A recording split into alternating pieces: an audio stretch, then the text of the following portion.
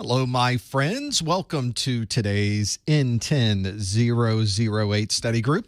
This is the pre-show. For the next 10 minutes, I will be working to make sure that I have everything running as expected. We're recording down here. The stream looks super good. Hello, everyone in the chat rooms. Good to see you. Thanks for hanging out. A number of you have been waiting there for a while, so I'm glad we are finally live. Okay, I think we're in pretty good shape. We've got presentation is ready. You should be able to see the question and answer using the link on your page at professormesser.com/QA. Make that happen too. Okay, I think we're in pretty good shape. We had there's quite the number of storms going through the U.S. right now. Obviously, if you're watching this in July, this won't really apply.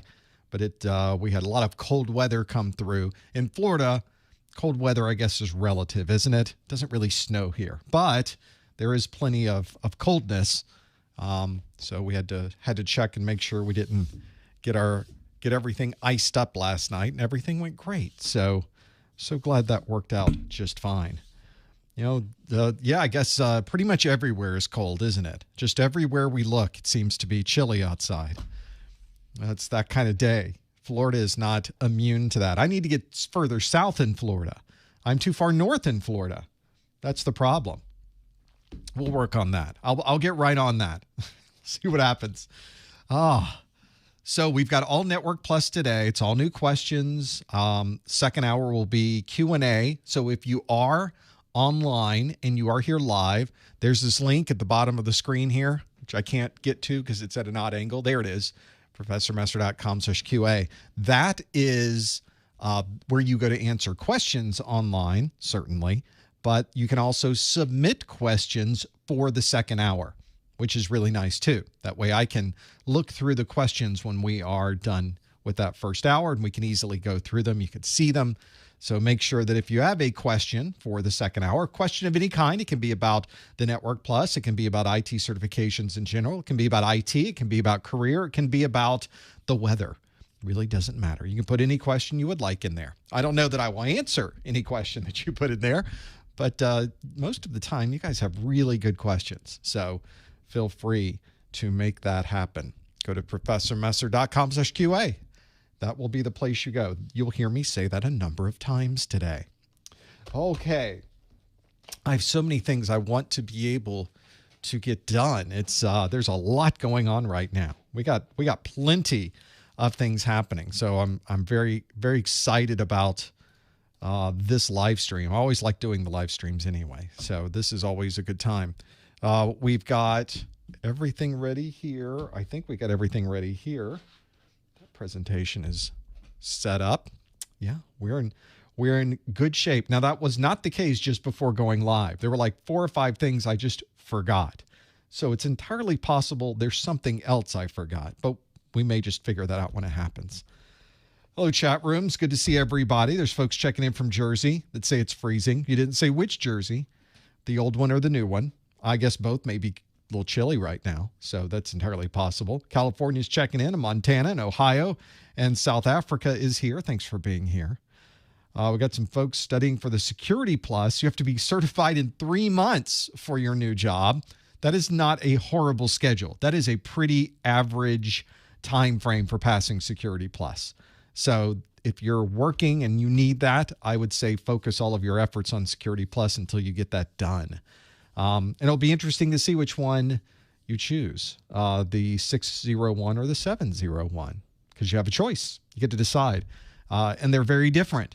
So we'll talk about that in our Security Plus study group next week, the date has been changed, by the way. Make sure you check the calendar. It is not Wednesday of next week. It is Friday of next week. A very unusual, very special Blossom on Friday. Which we normally never do. So we'll see. Canada's checked in. Thanks for being here. I will let Mrs. Professor Messer know. She's the Canadian connection in the house. Thanks for being here, London and Maryland and Central Jersey. And Dubai is here. We have Bologna. We got Central Jersey. There's some Florida folks checking in. Thanks for being here. We'll get started here in about 5 minutes. This is not the live stream. I mean, it is the live stream, but normally you see my face. You see this. So you will see this eventually. We'll get to there. This is the pre-show where we are setting up to get things going. So you still got about just under 5 minutes to grab a beverage, make yourself comfortable, and then connect to professormesser.com/QA. So you can answer those questions. We got folks checking in from all over the world. See a lot of folks checking in from Europe. We got some folks in the Middle East. We have there's their South Africa connection. Lots of Canada, lots of U.S. So we got some folks checking in. Thanks for being here. California is here, and Algeria, and Philippines, and Virginia Beach, and Jamaica, Central Jersey, now in Minneapolis. Is that a change? I guess that is, culturally very different. Temperature-wise, I'm wondering if that's, I guess Minneapolis would probably be a wee bit cooler, a smidge, a hankering worth. North Dakota's here. I don't know if hankering's the proper term to use in that case. Washington, D.C. is here. We got Spain, Michigan. Thanks for being here. Hello, Britain. North Carolina. Lots of folks checking in. Am I a sports fan? Am I rooting for these NFL playoffs? I like sports. I just don't have time to watch it and keep up with it. As crazy as that sounds. I don't believe I've seen a game this year. And I don't mean like this calendar year because it's January, like this season. Actually, I'm not sure I watched one last season either. I'm just always in here creating content. This is a 7-day-a-week kind of job for me. So I rarely watch football in my off hours. There's always something else there. You have to have the right answers. Oh, you see that game on the weekend? Man, defense was crushing it. It's you make or break. You're going to win or you're going to lose that game with the defense. Am I right? That's all you got to do. You just got to do that. It's like IT crowd. That's the one. That's the way to do it. You just have to adjust that concept for their football into the concept for our football. That's it. That's what they do. You could do the same thing for baseball. I'm not sure I agree with that pitching change, but it turned out okay because we won the game. I don't know. You just keep going with that. You think they're going to be trading anyone soon? Just conjecture. Just broad strokes of conjecture. Just a lot to go through. Let's see if we can get our presentation up and running. Green light. Love it. It looks good. We got a couple minutes before we get started. I may have jumped on that one a little early because now I don't have a clock. One of these days I will have a clock that is accurate with a second hand on it. I don't have one in here. You notice that? There's not a second hand clock in here anywhere. You would think the stream would have it. It does not. Normally I would have one on my screen here, and I does not have a second hand, but I generally will hide the top menu bar. You rarely see that in a live stream because I just hide it up there. So that's the challenge. So we're going to put this here. I wonder if I have nightstand on here. Do I? I do not. Fantastic. World clock will work. We'll just wait until it turns 12 and we'll get started. We'll do it the hard way. We'll pay attention. It won't be automated. It won't make a sound. It'll be up to me to do all of that, which is fine. And we'll get this whole thing going for sure. Any thoughts on a Cloud Plus video course? Well, it's on a list, but it's a very long list at this point. So that's it. Why can't you see my face? Because we haven't started yet. We haven't gotten going. We have a minute, less than a minute to go. And we'll work through this. Don't worry. You will see me shortly. This is not, you'll probably never see this view again. So we'll get there eventually though. Do not worry. Okay. Other things that we should be concerned with. I guess I could just keep this on the main page because that does have a second hand and I can actually watch it. That would be good. Well, that's another upgrade, right? Have I thought of getting a soundboard? Yes. And the moment I think of it, I put it out of my head because I think you would like to stay here and watch this. I just don't feel that a soundboard would really provide us with a type of presentation that I would be hoping for. Well, with that, it's the top of the hour, everybody. Speaking of the type of presentation, let's do a live stream, shall we? Hello, everyone. Welcome to the January 2024 Professor Messer N10-008 Network Plus Study Group. This is the study group where I bring you questions that come directly from the CompTIA exam objectives. And if you are here live, you can even participate and answer the questions in real time. We would love it if you were able to do that with us. If you would like to join us in real time, here's how you can participate. Simply pop open a new browser window and browse over to professormesser.com/QA. That is the link you're looking for. If you do that, there will be a question waiting for you on the screen. This is a question from last month. So it's what we call our rewind question to see if we can really connect and answer questions that might be in here. The question that we have is: a user is communicating to another wireless device over an IBSS connection. Which of the following would best describe this configuration? Now, of course, as some of you have already been here before, we do this so that you can answer online by visiting professormesser.com/QA. Please don't put any answers into the chat, and please don't put any hints into the chat. The possible answers are non-encrypted traffic, 9,000 byte frames, aggregated links, 160 megahertz channel bandwidth, or no access point. This is what we were looking to find. We'll have to see what the answer might be to that in just a moment. If you think you know the answer, please visit professormesser.com/QA and input your answer there. You don't need any special Vevox connections. You don't need session IDs. Just simply visit professormesser.com/QA. You ultimately end up being in exactly the same location. And it's so much easier to type in. Well, we'll come back to this question in just a moment. First, I want to thank you for being here. We really can't do these live streams unless we have someone to answer the questions. Well, that's not entirely true. I guess we could, but it would be very, very boring. So thanks to you, this will be something that we can all enjoy. And of course, we've got the chat available for you during the live stream. That becomes especially important in the second hour. Also let you know that when we're not here doing a live stream, we have plenty of other places you can find us. Of course, our entire set of questions, answers, videos, and everything we create that's a video is on our YouTube channel. Go to professormesser.com/YouTube. We also have weekly pop quiz questions for Network Plus. Go to professormesser.com/Twitter. Or if you like your questions with a pretty picture, go to professormesser.com/Instagram. Two great places to go. Today, we're going to take questions for the Network Plus exam. The current version of the Network Plus exam is the N10-008. This was introduced in September of 2021. We estimate that it's probably going to retire somewhere around March of 2025. So as we sit here today, you have plenty of time to study and pass your Network Plus exam with the current exam version. The exam itself is 90 minutes long.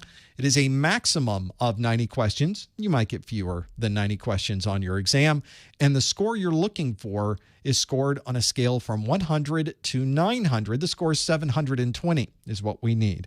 So that's our real key. Make sure that you get a 720. Now, of course, the grading is all a secret. Nobody tells us how these are graded. The only thing we seem to know is that every question is worth a different number of points. So ultimately, you can't really drive to a particular number. Just do the best you can on the exam, and you're hoping to get a 720 on that scale between 100 and 900. Also let you know the exam is more than just multiple choice-based questions. It's also what CompTIA calls performance-based questions, and we will have a performance-based question here just as we do in every live study group. So stand by for that. Also let you know that, of course, we have all of our videos available online. Some people would like downloadable versions of the videos. Some folks would like to have course notes available. Some people like to have audio that they can put on their mobile device, and they can drive, they can work out, and still get all of the same content as the videos that you have on YouTube. If you would like to have this downloadable package, it is available on our website. Go to professormesser.com/netsuccess, or simply follow the pull-down links at the top of the page for the Network Plus Success Bundle.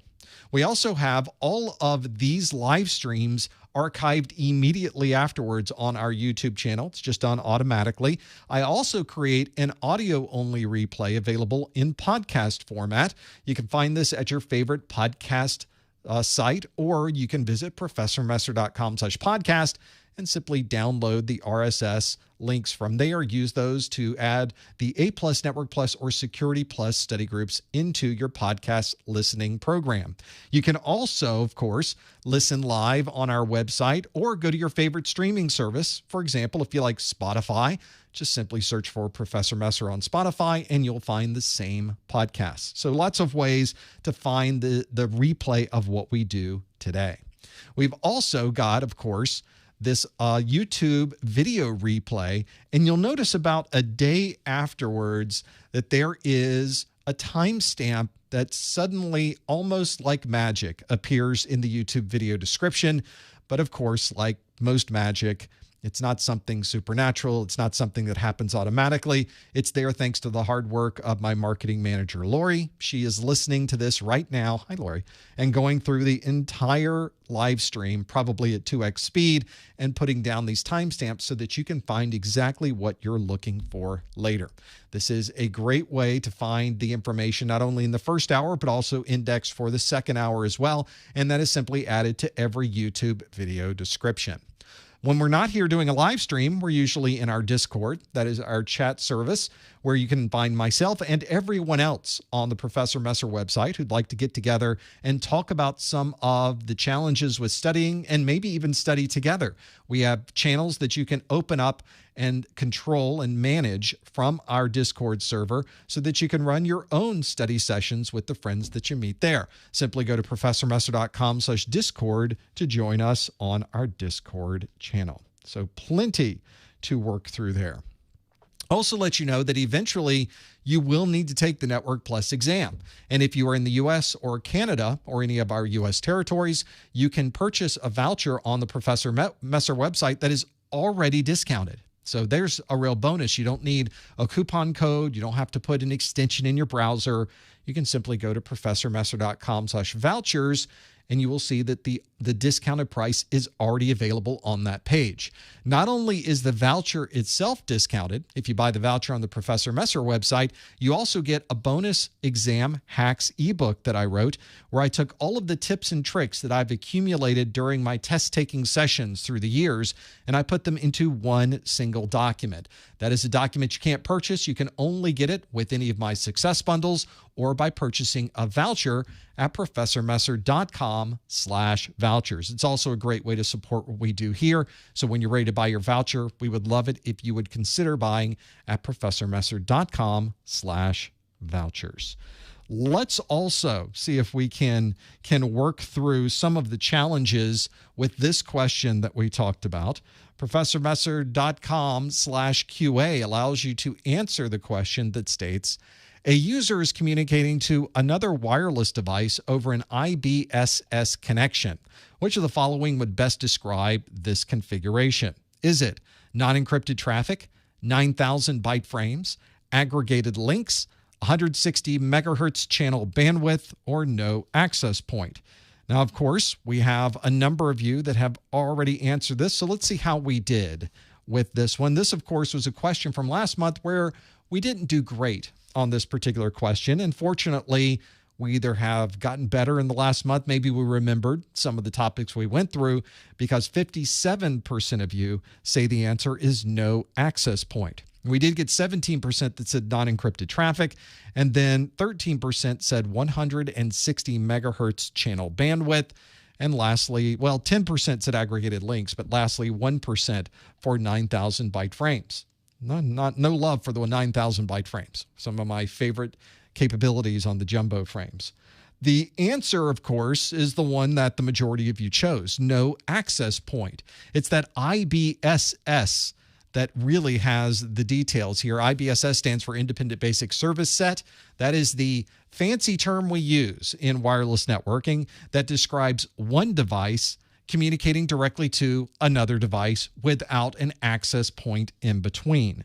So that's the real key here, is not having an access point.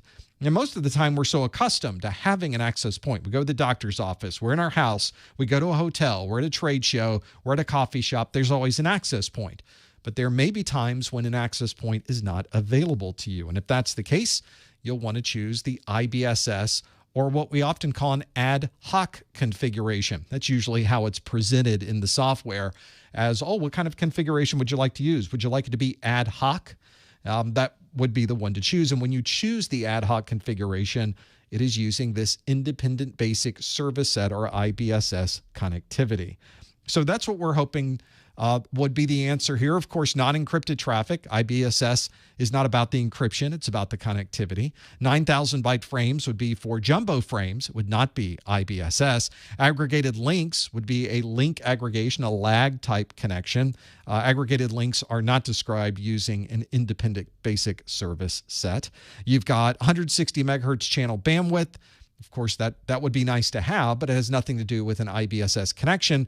The real answer here, no access point, 57% of you got that one absolutely right. You'll often use this and not even realize it.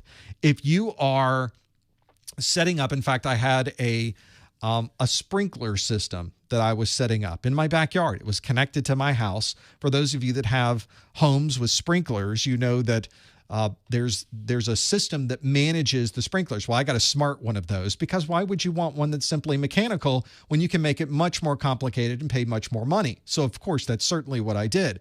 Well, I mounted this on the house. I plugged it in because it's electronics. It needs power. And then it says, well, we need to set this up now. Yeah, but it doesn't know my wireless network. It doesn't have a keyboard. It doesn't even have a screen on it. It has a flashing light.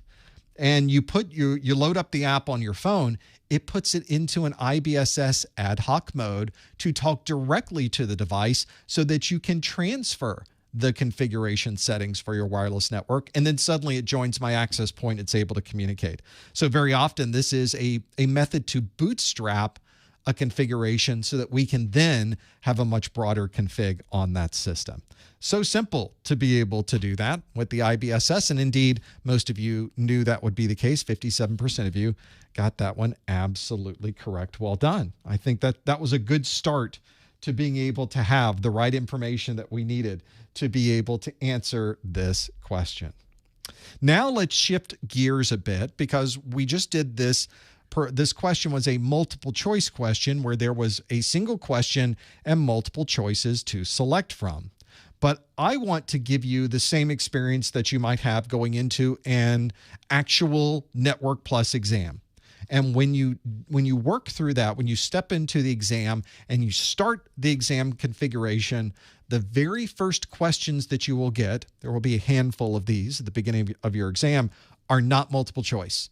They are performance-based questions. And in the world of CompTIA, that simply means that it could be any format other than multiple choice. So I have for you a format of questions that I would like to go through, like a performance-based question. This is one that is something we do with all of our new questions at the beginning of every study group. So let's try this performance-based question of the month. And it is an OSI question. This question is asking to specify the OSI layer. Now, I'm not telling you anything other than that. So this is effectively a fill in the blank. Now, if you're already familiar with OSI, it really is more than just a fill in the blank, of course, because in this particular case, you only have a certain number of choices to select from. So let's go through these for those of you listening in, and let's specify the OSI layer. We're looking to answer this by visiting the link at the bottom of the screen. Please no answers in the chat room. Please no hints in the chat room. We'll start with the OSI layer. Tell me what OSI layer is associated with A device MAC address is 123445 Alpha Alpha Bravo 0 Delta Echo. Well, that's a big MAC address. That is a much larger MAC address than I think anyone should ever have. So somebody maybe got really, really excited about putting numbers and letters in. That would be me, but you get the idea. We're talking about a device MAC address, and then put any random set of numbers in here, perhaps in the proper format of a MAC address, and you'll have that. Specify the OSI layer for B. An ice storm has broken an outdoor fiber optic run. C is a remote desktop session communicates over TCP 3389. D is a login process requests a username, password, and PIN. It's PIN. And the last is the subnet mask of default gateway is 255.255.255.0. Those are the 5 different descriptions, I guess, configurations, the options there. What I'd like you to do is tell me for each one of these, what is the OSI layer? Now, if you think the OSI layer is 100 for all of these, you would specify A100, B100, C100, D100, E100, and submit that.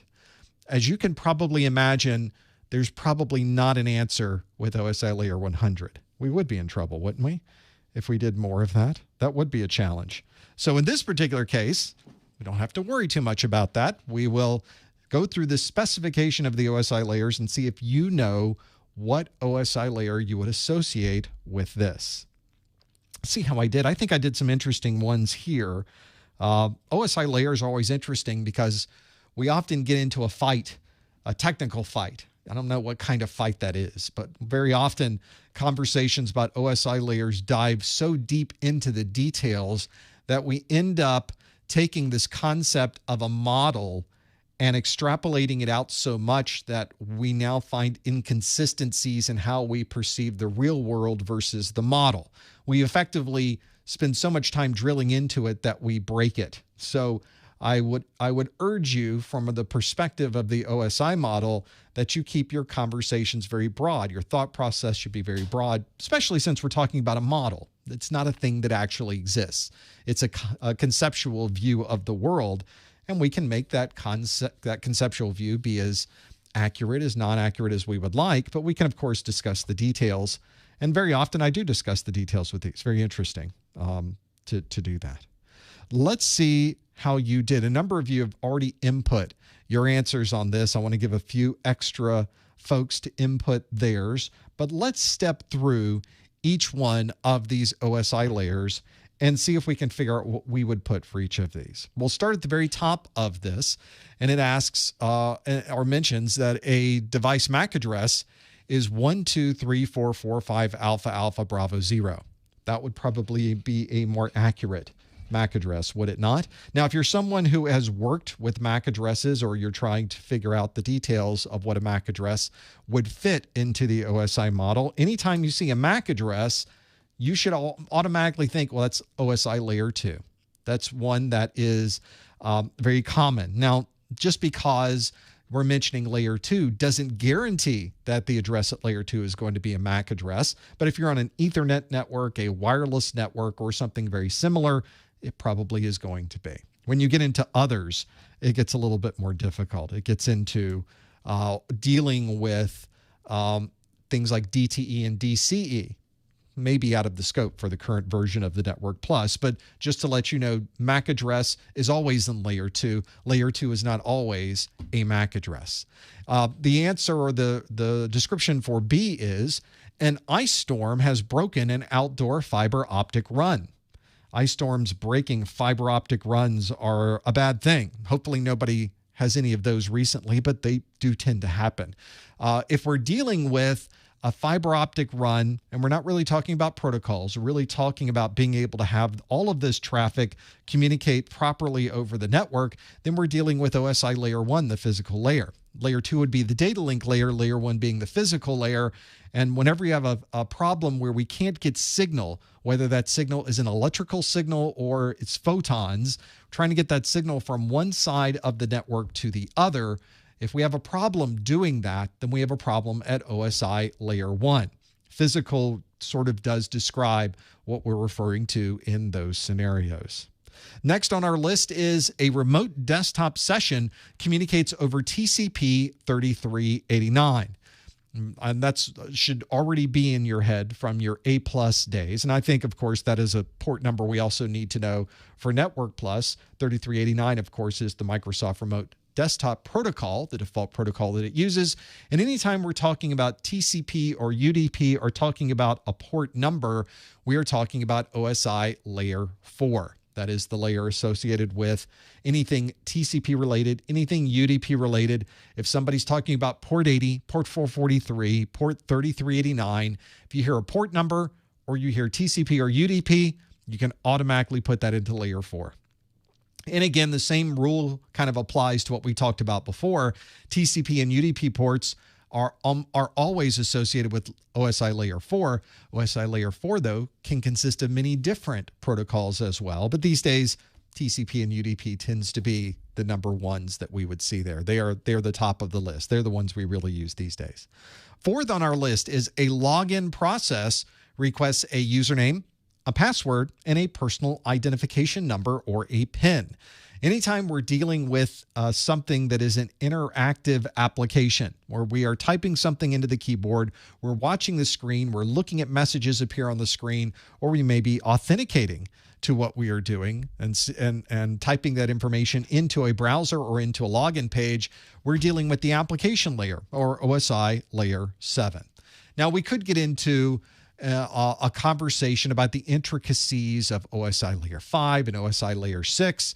But generally speaking, those two layers, we tend to roll up and look at 5, 6, and 7 as the application. But in reality, there are nuances to that. We could even break down session information, the way the applications maintain the sessions. Encryption might occur at different layers, but the determination of what layers that is something that it will be based on the methodology being used. For example, not all encryption occurs at layer 6. It may occur at layer 5. Some encryption occurs layer 4 and layer 3, or even at layer 7. So, well, you can't simply put a very broad topic into a particular layer. You do have to provide some context.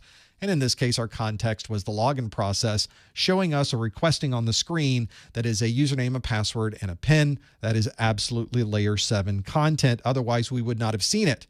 We only see it when it's at layer 7. And now let's go to the last one on our list. This one is the subnet mask of a default gateway is 255.255.255.0, which is, how did they know what the default mask or the subnet mask of my default gateway is? They figured it out. In that particular case, if we are talking about a subnet mask, an IP address, or anything relating to a subnet mask or IP address, we're talking about OSI layer 3, that network address layer. That's what we were hoping to see. IP and subnet masks and default gateways, and anytime we're talking about anything relating to an IP address or a subnet mask, then we are talking about OSI layer 3.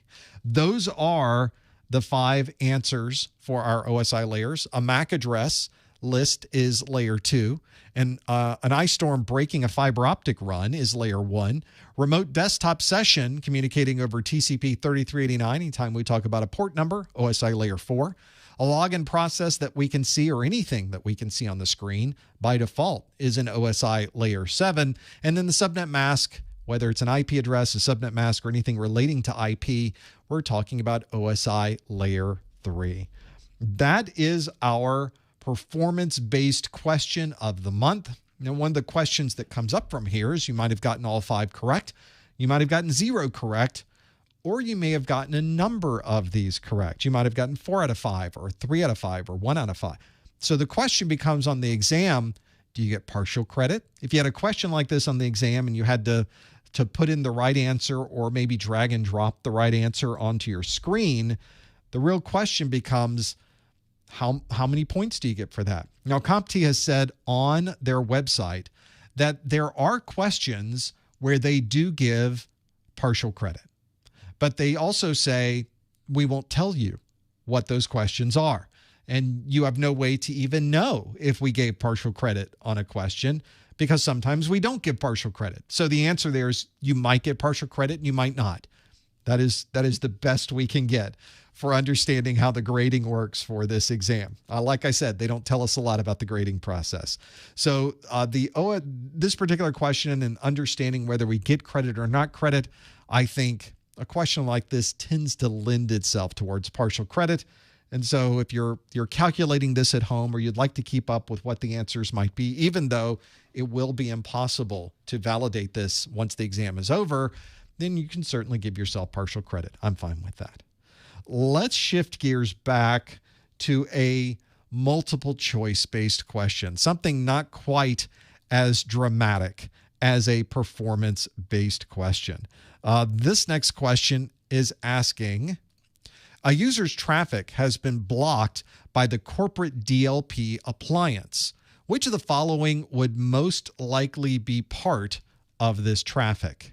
Is it SQL injection, device certificate, buffer overflow, PII, or routing protocol update? All of these are actual things. All of these could be part of this traffic. But if we break this down, we can see that a user's traffic has been blocked by the corporate DLP appliance. Which of the following would most likely be part of this traffic? Is it SQL injection, device certificate, buffer overflow, PII, or routing protocol update? If you think you know the answer, please know answers in the chat room. You want to visit the link on your screen, go to professormesser.com/QA and lock in your answer. See if you happen to know what this one is. A number of people getting their answer in quick. This makes me think maybe we know this one. Maybe we're familiar with what this one might be. But what's interesting is you should be able to also explain and understand why you chose the answer you chose. In this case, I could almost choose a couple of different answers into this list, but there really is only one that makes sense for this particular question. I think that's the real key. And in fact, it's something you do see on the exam, is that very often questions like this might have 2 or 3 answers that could technically be correct. If in certain situations, maybe corner cases, there are certain times when more than one answer here might fit. But what you will find, not only here, but also on the exam, is that these types of questions tend to also be very clear. You should be able to look at these answers and go, oh, well, clearly there's one answer that is the right answer. And if you know your stuff, that's how you should see this one and break it down to understand more about it. As always, of course, please know answers in the chat room. Please know hints in the chat room. You want to go to professormesser.com/QA and lock in your answer. Let's see how we did with this one. The question asks, a user's traffic has been blocked by the corporate DLP appliance. Which of the following would most likely be part of this traffic? Is it SQL injection, device certificate, buffer overflow, PII, or routing protocol update? What did you choose? Let's find out. And you can see that 36% of you say PII, 30% of you say device certificate, 12% say SQL injection, 9% say buffer overflow, and 10% say routing protocol update. So we didn't have a clear majority, but I guess if we pick the top 2, we can kind of see that we've got PII and device certificate that are in the top list, the top 2 of what we were looking for here. If you are look at this question, the question is asking about the DLP appliance. And as the chat room has already pointed out, it's acronyms always tend to come up on these exams. Network Plus is probably the most acronymist. That is the acronymerist. There's the most number of acronyms on this exam. There's just plenty of acronyms on this exam. So you have to understand what the acronyms are to understand what the question might be. And in this case, since we're talking about a DLP appliance, that would be one for data loss prevention. That's what DLP stands for. So data loss prevention, the companies that have these technologies have some type of sensitive data that's on the network, and they don't want that sensitive data being sent in the clear, or in some cases in any form, out of the network. For example, it would be bad if credit cards were suddenly being transferred, credit card numbers were being transferred from your network out to the internet. That might not be a great thing to have happen. Same thing for social security numbers, medical records, or anything else that might be sensitive data. So that's why if you ever start looking at these, you may want to get a data loss prevention solution. There is software and appliances you can get to be able to do this. So I think that there's a great deal of effort that can be put into understanding what the options are for these DLP solutions. But the thing that they are trying to stop is sensitive information from being sent out. So if we look at our list of all of the different options, we have Number one, well, we have device certificate. 30% of you selected that one. A device certificate is often sent across the network to verify that someone is using a device that is legitimate, that is a corporate device. So having that go across the network would not be something that you would like to block. So that would not commonly be something blocked by a DLP appliance. Device certificates should be able to flow across the network normally so that we can verify that a device really is a corporate trusted device. So that would not be the answer we were looking for. SQL injections and buffer overflows are types of attacks, and a data loss prevention solution doesn't look for attacks. It doesn't look for known vulnerabilities. Its goal is not to stop the latest SQL injection or a potential buffer overflow. It's looking for sensitive data. And in this case, a SQL injection and buffer overflow would be best stopped by an intrusion prevention system or an IPS functionality that's already built into your next generation firewall. We also have routing protocol updates. Those are also normal types of traffic. We need routing protocol updates to freely transmit across the network. We never want to block a routing protocol update. Routing protocol updates are used to automatically have a way to have all of the routers on your network update their routes dynamically so that you don't have to constantly manually or statically configure routing configs.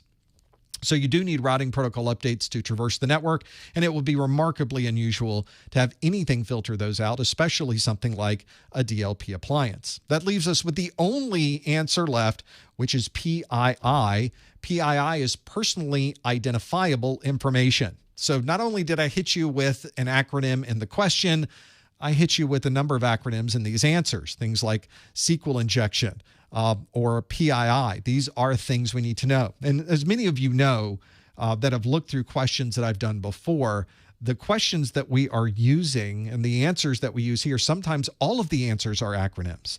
So it's not only important to know what the acronym stands for, but as we can see here, it's just as important that you understand what that acronym really means.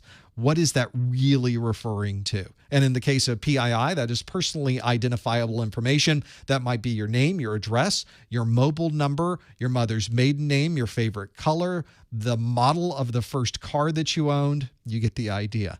Those would be pieces of information that would tie directly back to you.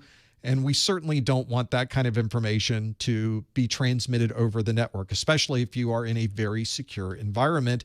So in this case, a user's traffic being blocked by the DLP appliance is something sensitive in nature. And when we look at all of the possible answers here, the only thing that fits that category is indeed the personally identifiable information. That is the right answer, and 36% of you got that one absolutely correct. Well done. Let's do another question with an acronym in it, shall we? Next on our list is this question that asks, each time a device connects to the VPN concentrator, the login process verifies a trusted device certificate. Which of the following would describe this process?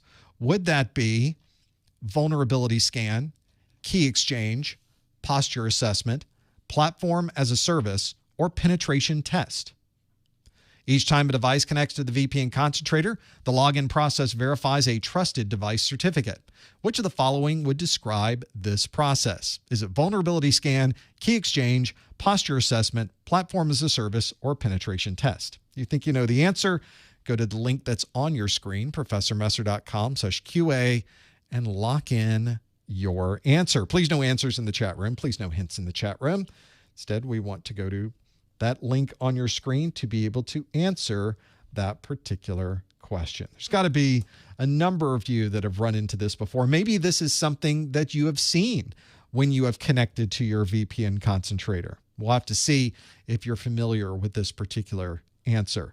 I try not to look at your submissions as we are doing it. In fact, now that I have this on the screen, I can't do it without you seeing it. I guess I'd have to flip back to another screen. But it's so much more fun to watch the process. Sometimes you're locking in answers very quickly. Sometimes this takes a little bit more time. So no Googling. You don't have Google in the room where you're taking the exam anyway. So the best approach, especially since this is not permanent. This isn't graded. This does not go in your permanent record. You can certainly get every question wrong that we're doing today, because every time you get a question wrong, anytime you do something wrong, anytime you're trying to fix a problem, you're learning something. So in some ways, it's good if you do get some of these questions incorrect so that we can kind of think about why this would not be an appropriate answer. Let's see how you did with the answer. The question asks, each time a device connects to the VPN concentrator, the login process verifies a trusted device certificate. Which of the following would describe this process? Is it vulnerability scan, key exchange, posture assessment, platform as a service, or penetration test? Let's see what you chose. We'll hit the big button on the screen, and it tells us that 82% of you say that this is key exchange. Then we also have 12% that say posture assessment, 3% that say vulnerability scan, platform as a service, and penetration test with less than 1%. 82% of you said key exchange, yet nothing in here has any mention of a key being used. In fact, all we're doing is verifying a trusted device certificate. There's no key exchange taking place here, which is interesting in the answer that we have, because what I was thinking, and we even mentioned this in the previous note, if we're connecting to a VPN, especially if you're a security administrator, you want to be sure that everyone who's trying to log into your network is a legitimate user. And one way to check that legitimacy is to see if the device that's being used to connect is a device that the company provided to the user. And one of the ways to do that is to put a device certificate on all of those devices in the field. That way, when somebody connects to the VPN, we can check that device. We'll query the device and say, well, wait a second. Before you connect to my network, are you really one of our laptops? Are you really the tablet we sent home with that user? Show me your device certificate. Papers, please. That's really what that process is. So a certificate is sent over the network. That certificate has been digitally signed by the certificate authority of the company. And when we receive that certificate, they can verify that the digital signature is correct. They can verify the information in there is really something that was been submitted by the organization, and they can allow that device in. Now, that entire process, when we're going through all of that, in fact, we could even check for other things. We could see, not only do you have the right device certificate, do you have your antivirus up to the latest version? Have you checked to be sure that the applications that you're running have been updated recently? Because there have been some security updates. That entire process of checking that device over and really confirming that that's the right device that we would like to allow onto our network is called a posture assessment. This allows us to check these devices to see if they really are up to date with the latest software and that they are legitimate to be onto our network. So we might want to check if this is a trusted device, if it's running antivirus, if it's on the right kind of network. Is it located in the country, or is it connecting from some other place? That's what we're doing when we evaluate something like a device certificate, so we can really verify that we are going to connect to a device that is a known device, that is a trusted device. And that isn't the only thing we should be verifying, of course, but it is an important part of an overall set of steps that we can take place to verify all of these. So in this particular question, we had a large number of folks say key exchange is what we would be using for this. Key exchange is not the right answer that we would use here. In this case, we were looking for the posture assessment because we were trying to verify a trusted device certificate. That's what we were doing. So although there is very commonly in the world of cryptography, especially when we're trying to set up encryption between devices, there's very often a key exchange process that takes place. So after, or maybe even before any of this took place, before there was a check of the device certificate, before we even got to the point of performing a posture assessment, we probably did have a key exchange process. They set up some encryption, and then we started communicating over this encrypted channel. It's very often the very first thing that happens, of course, because after that, now everything that occurs between the two devices is all over a protected and confidential channel. So in this particular case, key exchange was not what we were hoping to find. The answer indeed was posture assessment. 12% of you got that one right, which I think I really was not trying to give you any type of foreshadowing with this. When I mentioned it's good to get things wrong, I didn't mean for everybody to take that completely to heart, but it turns out this question did it for us. So posture assessment, 12% got it right. The good part is there's nowhere to go but up, right? So we'll do another question next and see where we go from there and see if we can do a little bit better on the next one. Before we do that, I want to remind you, of course, that everything in my Network Plus course is available online for you to watch for free. I don't hold back any videos. It's not a sample of videos that's on YouTube. It's the entire course. And of course, I recommend that you go through all 93 videos in my Network Plus course, although that is 14 hours of content. And I understand that for many of us, that's a lot of time and that's a lot of content to go through. And I think a lot of folks would like to have a way to be able to summarize everything from every video into a single document. And I created this document called my N10-008 course notes. Everything from my videos, all of the text, all of the important graphics, all of the tables, they are in my Network Plus course notes. Here's what these course notes look like. This is the PDF version of the course notes. The course notes themselves are provided with an index at the beginning, so we can, the table of contents at the beginning, so we can find what we're looking for. And then here, of course, if you've already been through my videos, this should look very familiar. You can see your OSI model. You can see the data encapsulation and decapsulation process. You've got information in here about network types and connectivity and interfaces and wiring and pinouts and everything you need to know. It's all in one single document. Not only do we have the PDF version, I of course have physical versions of the books as well. Sometimes you like to be able to take something around with you and look at without being online. And I'll also let you know, if you buy the physical edition version of the course notes, you get the digital edition for free. So while you're waiting for me to print this and ship it over to you, you can, of course, download the PDF immediately after purchase, and now you're able to put that on all of your devices, your mobile devices, anywhere you go, you can take the course notes with you.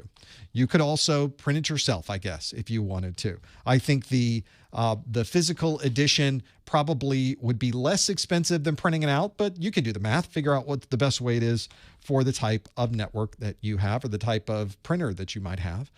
Find out more about this over on my website. Go to professormesser.com/NPCN, or you can, of course, go through the pull-down menus at the top of the Professor Messer website. It's a great way to support what we do here and maybe something that you can use to help you get a little bit more knowledgeable about all of these topics from the Network Plus exam objectives. Let's do some more questions. We got some time, so let's go through another question that we have. This question asks, a report is showing an unexpected open port on the corporate web server. Which of the following would have been used for this report? Would that be TCP dump, ARP, netstat, nmap, or ifconfig? We've gone from acronyms to simply oddly named commands. That's what we have here. The question again asks, a report is showing an unexpected open port on the corporate web server. Which of the following would have been used for this report? TCP dump, ARP, netstat, nmap, or ifconfig? If you think you know the answer, please know answers in the chat room. Go to professormesser.com/QA, the link that is on your screen, to answer this particular question. I'll also let you know that these questions about these, in fact, as we go through this, the question, I could probably answer this one. This is one of those where technically I could see 1, 2, maybe 3 of these I could choose that would be a perfectly technically correct answer.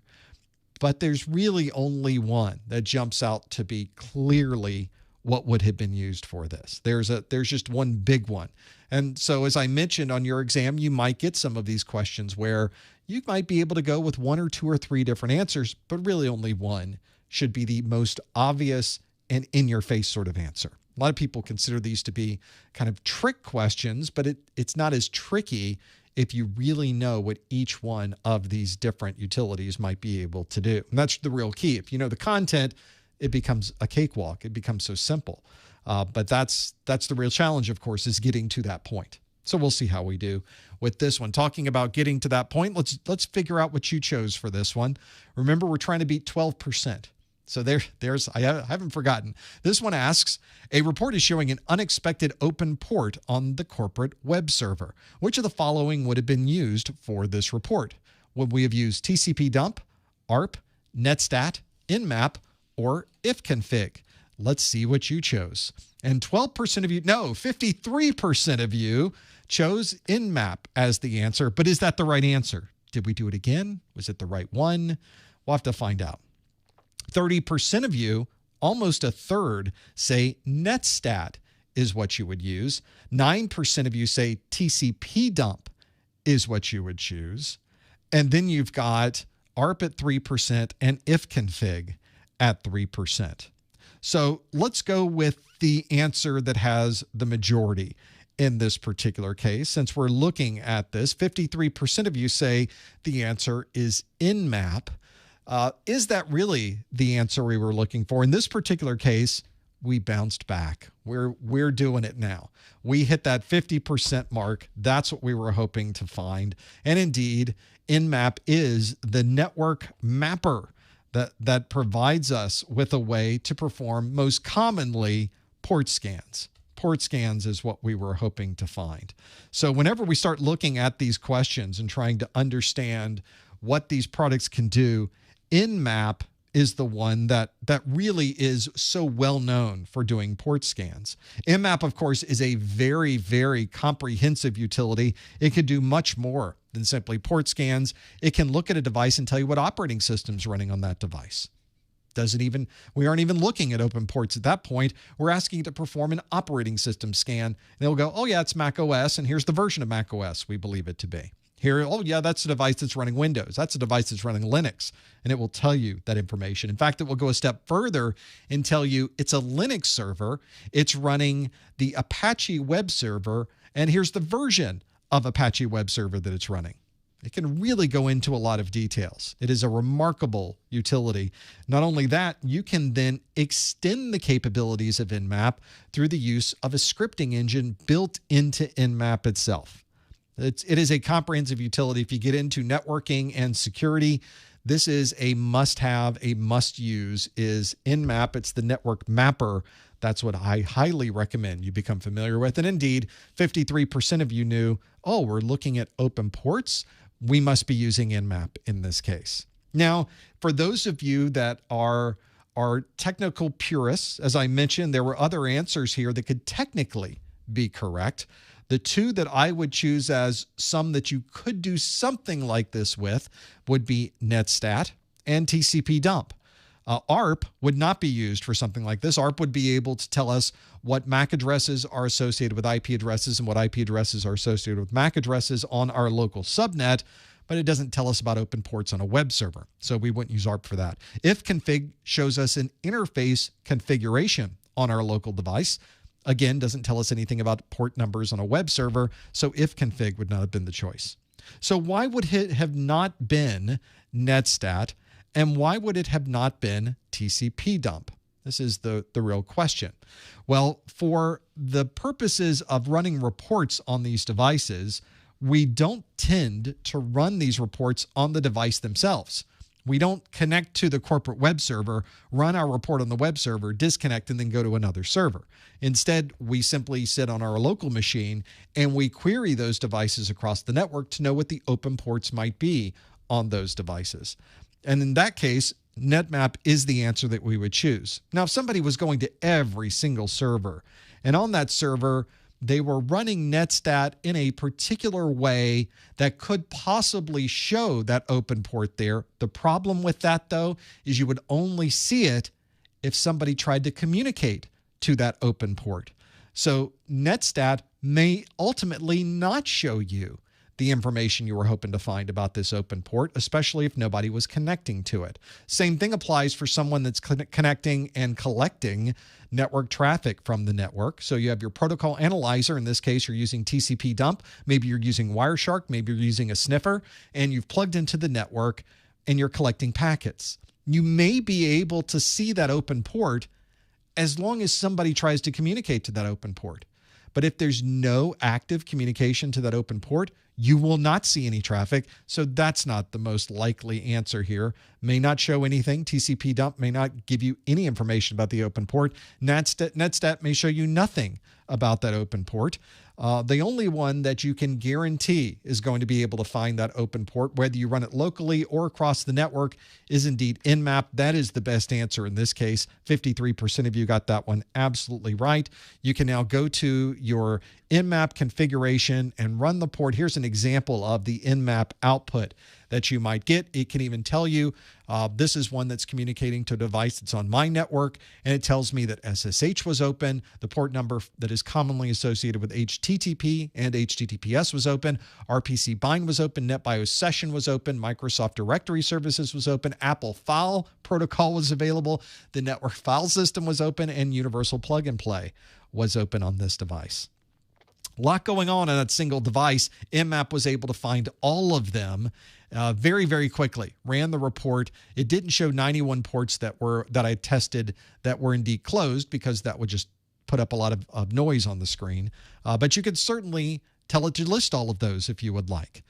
This Nmap at the command line, incredibly powerful. That's what you want to run. Only took 90 seconds to run this particular report. So you can see how easy it might be to automate that and go to every single device on your network to be able to see that working.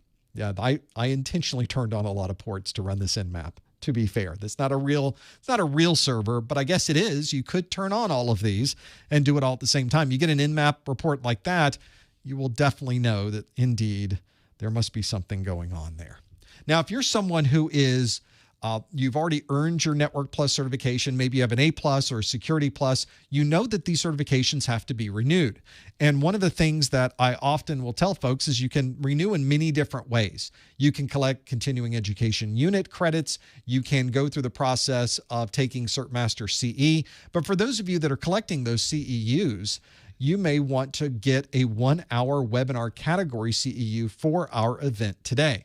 And there is one way that you could do this, and you must do this to be able to do this, to receive the CEU if you're watching this on a replay. You must follow these instructions. Go to the top or the bottom of the Professor Messer website, click the Contact Us link. In Contact Us, we'll bring up a form. In that form, put your name, put your email address. In the subject line, put January 2024 Network Plus. And in the body of the message, on a line by itself, put the super secret code word of the month, TCP dump. TCP dump. Although that wasn't the right answer, that is our super secret code word of the month. And then you could, of course, put anything else into that message that you would like as well. I read through every single one of these, and I do like reading the things you put there. Unfortunately, I'm not able to respond back to all of these because I have to process hundreds of these CEUs every month, but I do enjoy reading through all of those. Thank you for putting them in there. Again, to earn the CEU, go to professormesser.com. On the top or the bottom of the website is a link that says Contact Us, which is really contact me.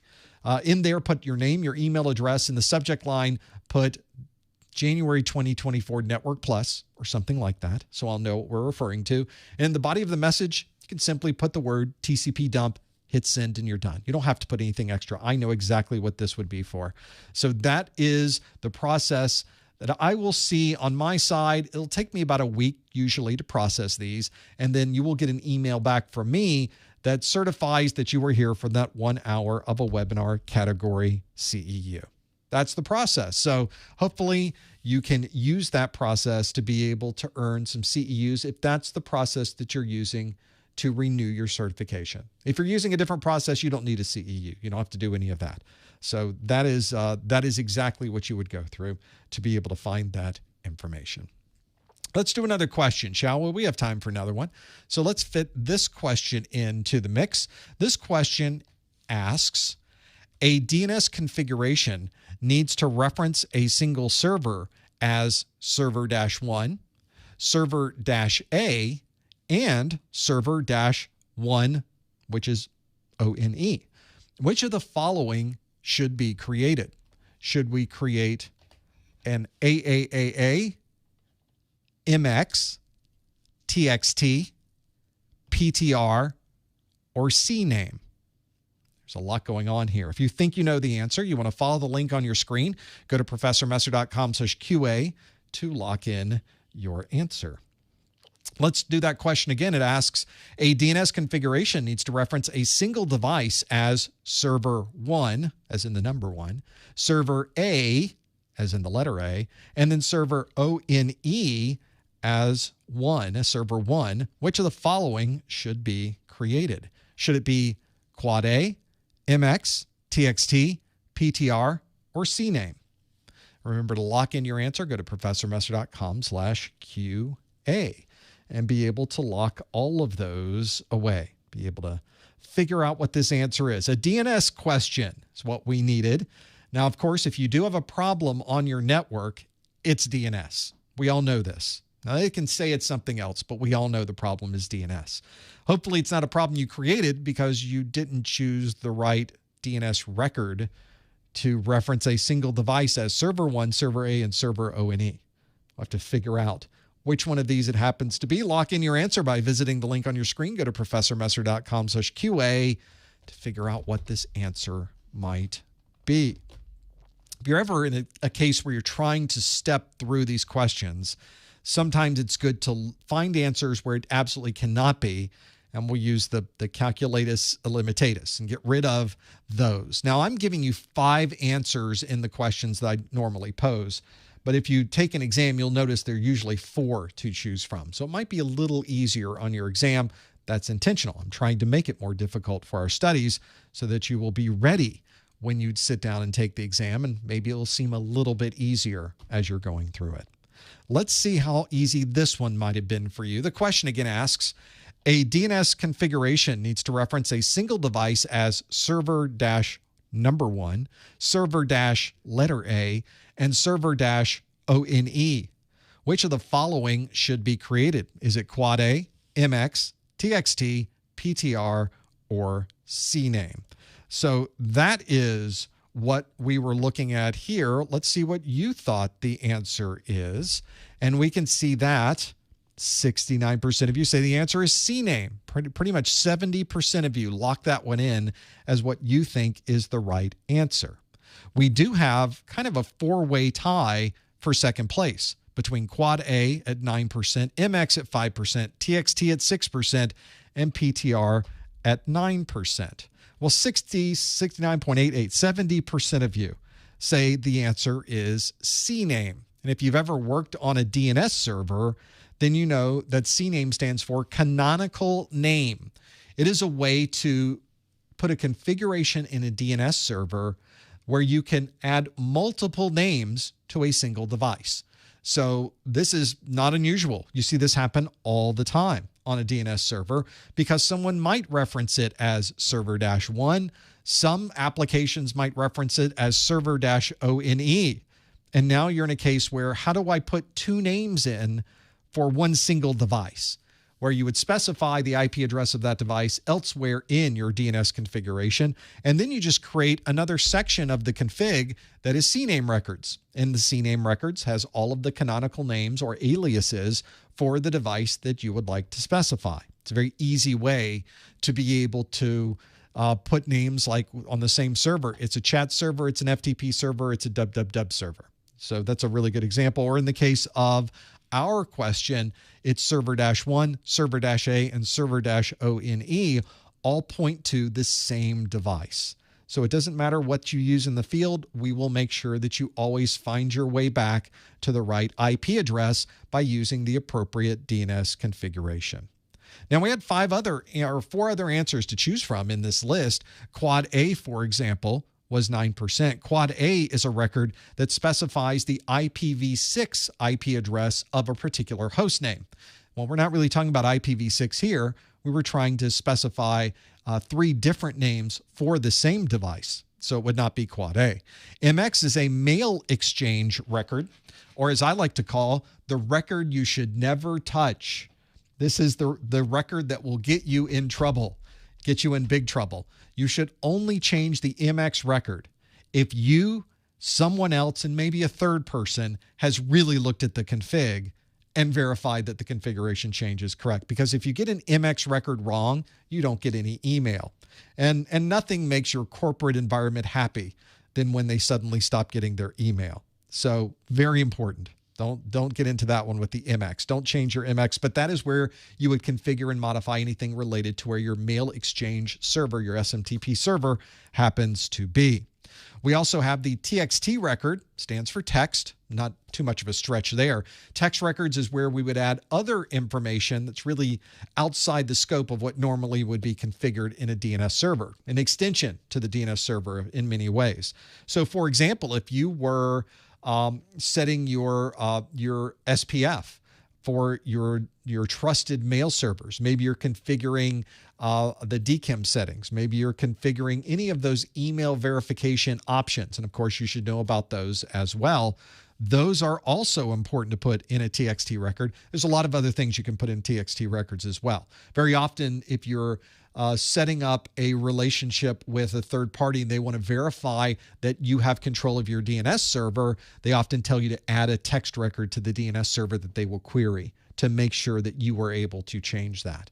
So a lot of things, interesting things we can do with text records. And then PTR records is a pointer record where it's almost the reverse of an A or a quad A record where we're specifying a fully qualified domain name and then identifying what the IP address is. A pointer record is in many ways the reverse of that, where we have an IP address and we have a name that we can associate and have a reverse lookup available based on that pointer record.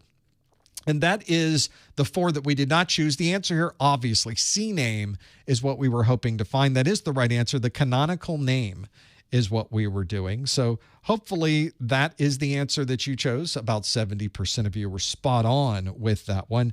And that is the correct one that we were hoping to come up with. Again, my recommendation is never touch the DNS server.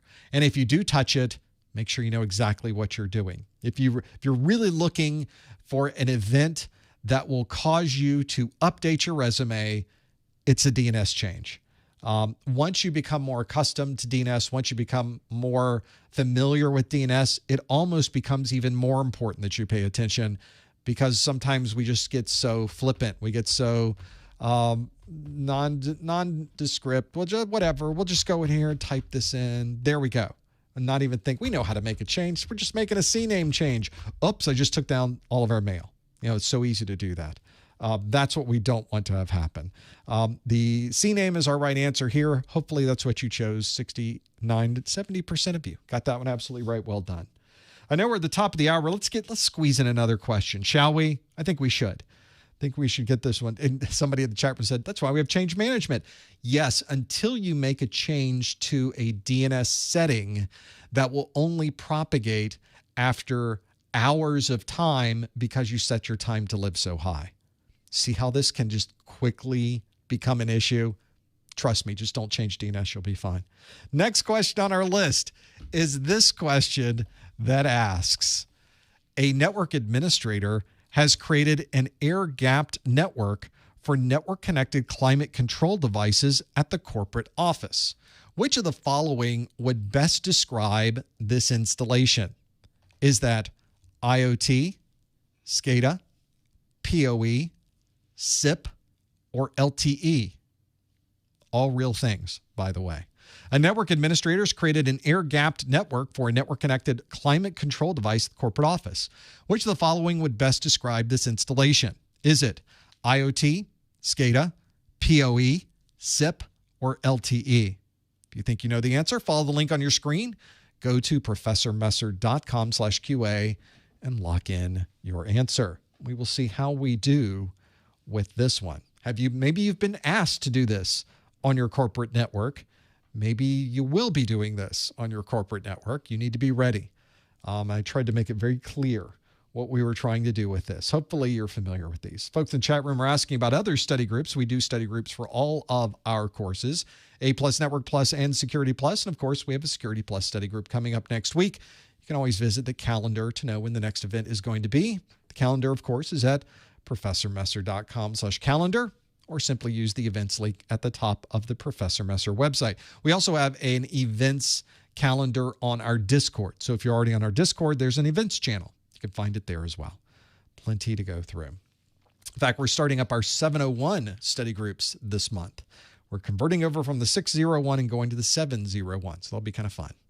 Let's see how you did with this question. It asked, a network administrator has created an air-gapped network for a network-connected climate control device at the corporate office. Which of the following would best describe this installation? Is it IoT, SCADA, PoE, SIP, or LTE? Which technology were we looking for? We are torn. We are completely torn on this one. Almost an exact tie for first place, where 44% say it's IoT, 45% say it's SCADA. Oh, this will be really great to go through. Now we've got PoE at 2.86%. We've got SIP at 7.86%. And we've got LTE at 0%. Nobody chose LTE for these. We don't have that anywhere for LTE. Well, that's interesting in itself. Some of you may have created a separate network at home to put your network-connected climate control devices on. I know I did. So I have many network-connected climate control devices in my home. It seems like many of our homes have these days. And I don't like those devices being on the same network as all of my other devices, because I don't want someone getting access to those devices. I don't want there to be some vulnerability in a air conditioning control, have some hacker gain access into that air conditioning device, and then use that as a lateral movement point, use that as a jumping off point to gain access to my laptop, to gain access to my mobile devices, to gain access to my SAN. All of that is here in our corporate network. So I like to separate those out. So the categorization of what those devices are Internet of Things devices. They can be commonly referred to, they could be our refrigerators. For some reason, we feel that it's important to connect our refrigerators to the network now. And for those of you wondering, it is not. Same thing for our ovens, same thing for our ranges, same thing for everything in our kitchen. Everybody's connecting these devices together. And we, as a collective group, refer to these devices, for lack of a better word, as Internet of Things. They're things. That's what we call them. They're things. It's the Internet of Things, because we didn't have enough things on the network. Now we're adding more things. There's a joke here somewhere. There's a nice 10, 15 minute monologue about stuff in here somewhere. And this could be, and on my network, I think about my network. I have smart doorbells on my network. I have thermostats on my network, temperature control for air. I have other devices on my network, and I tolerate, I think my garage doors, I have Internet of Things for my garage doors so that I can control and see if a garage door is going up, going down, all of these things. Makes what we're really focusing on pretty important. But everybody's home tends to have these devices these days, and now everybody's network at work tends to have these devices. This particular network administrator was a smart one who created a separate air-gapped network for the climate control devices. Because the way you would access these climate control devices is usually through an app that's on your phone. That app is going to connect to a service that's in the cloud. That cloud-based service then connects down to the device that's on your network. So if you put it on its own air-gapped network, if somebody did gain access to that climate control device, they would not be able to gain access or move anywhere else on the network.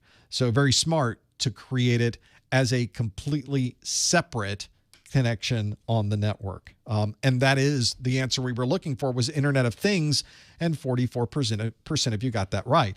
Now, it was effectively a tie. The same number of people effectively said the answer was SCADA. SCADA, of course, is for industrial equipment. If you're in a manufacturing environment, for example, or you're in the power generation business, then you absolutely have these enormous devices usually in some type of controlled environment. Maybe it's on a manufacturing floor.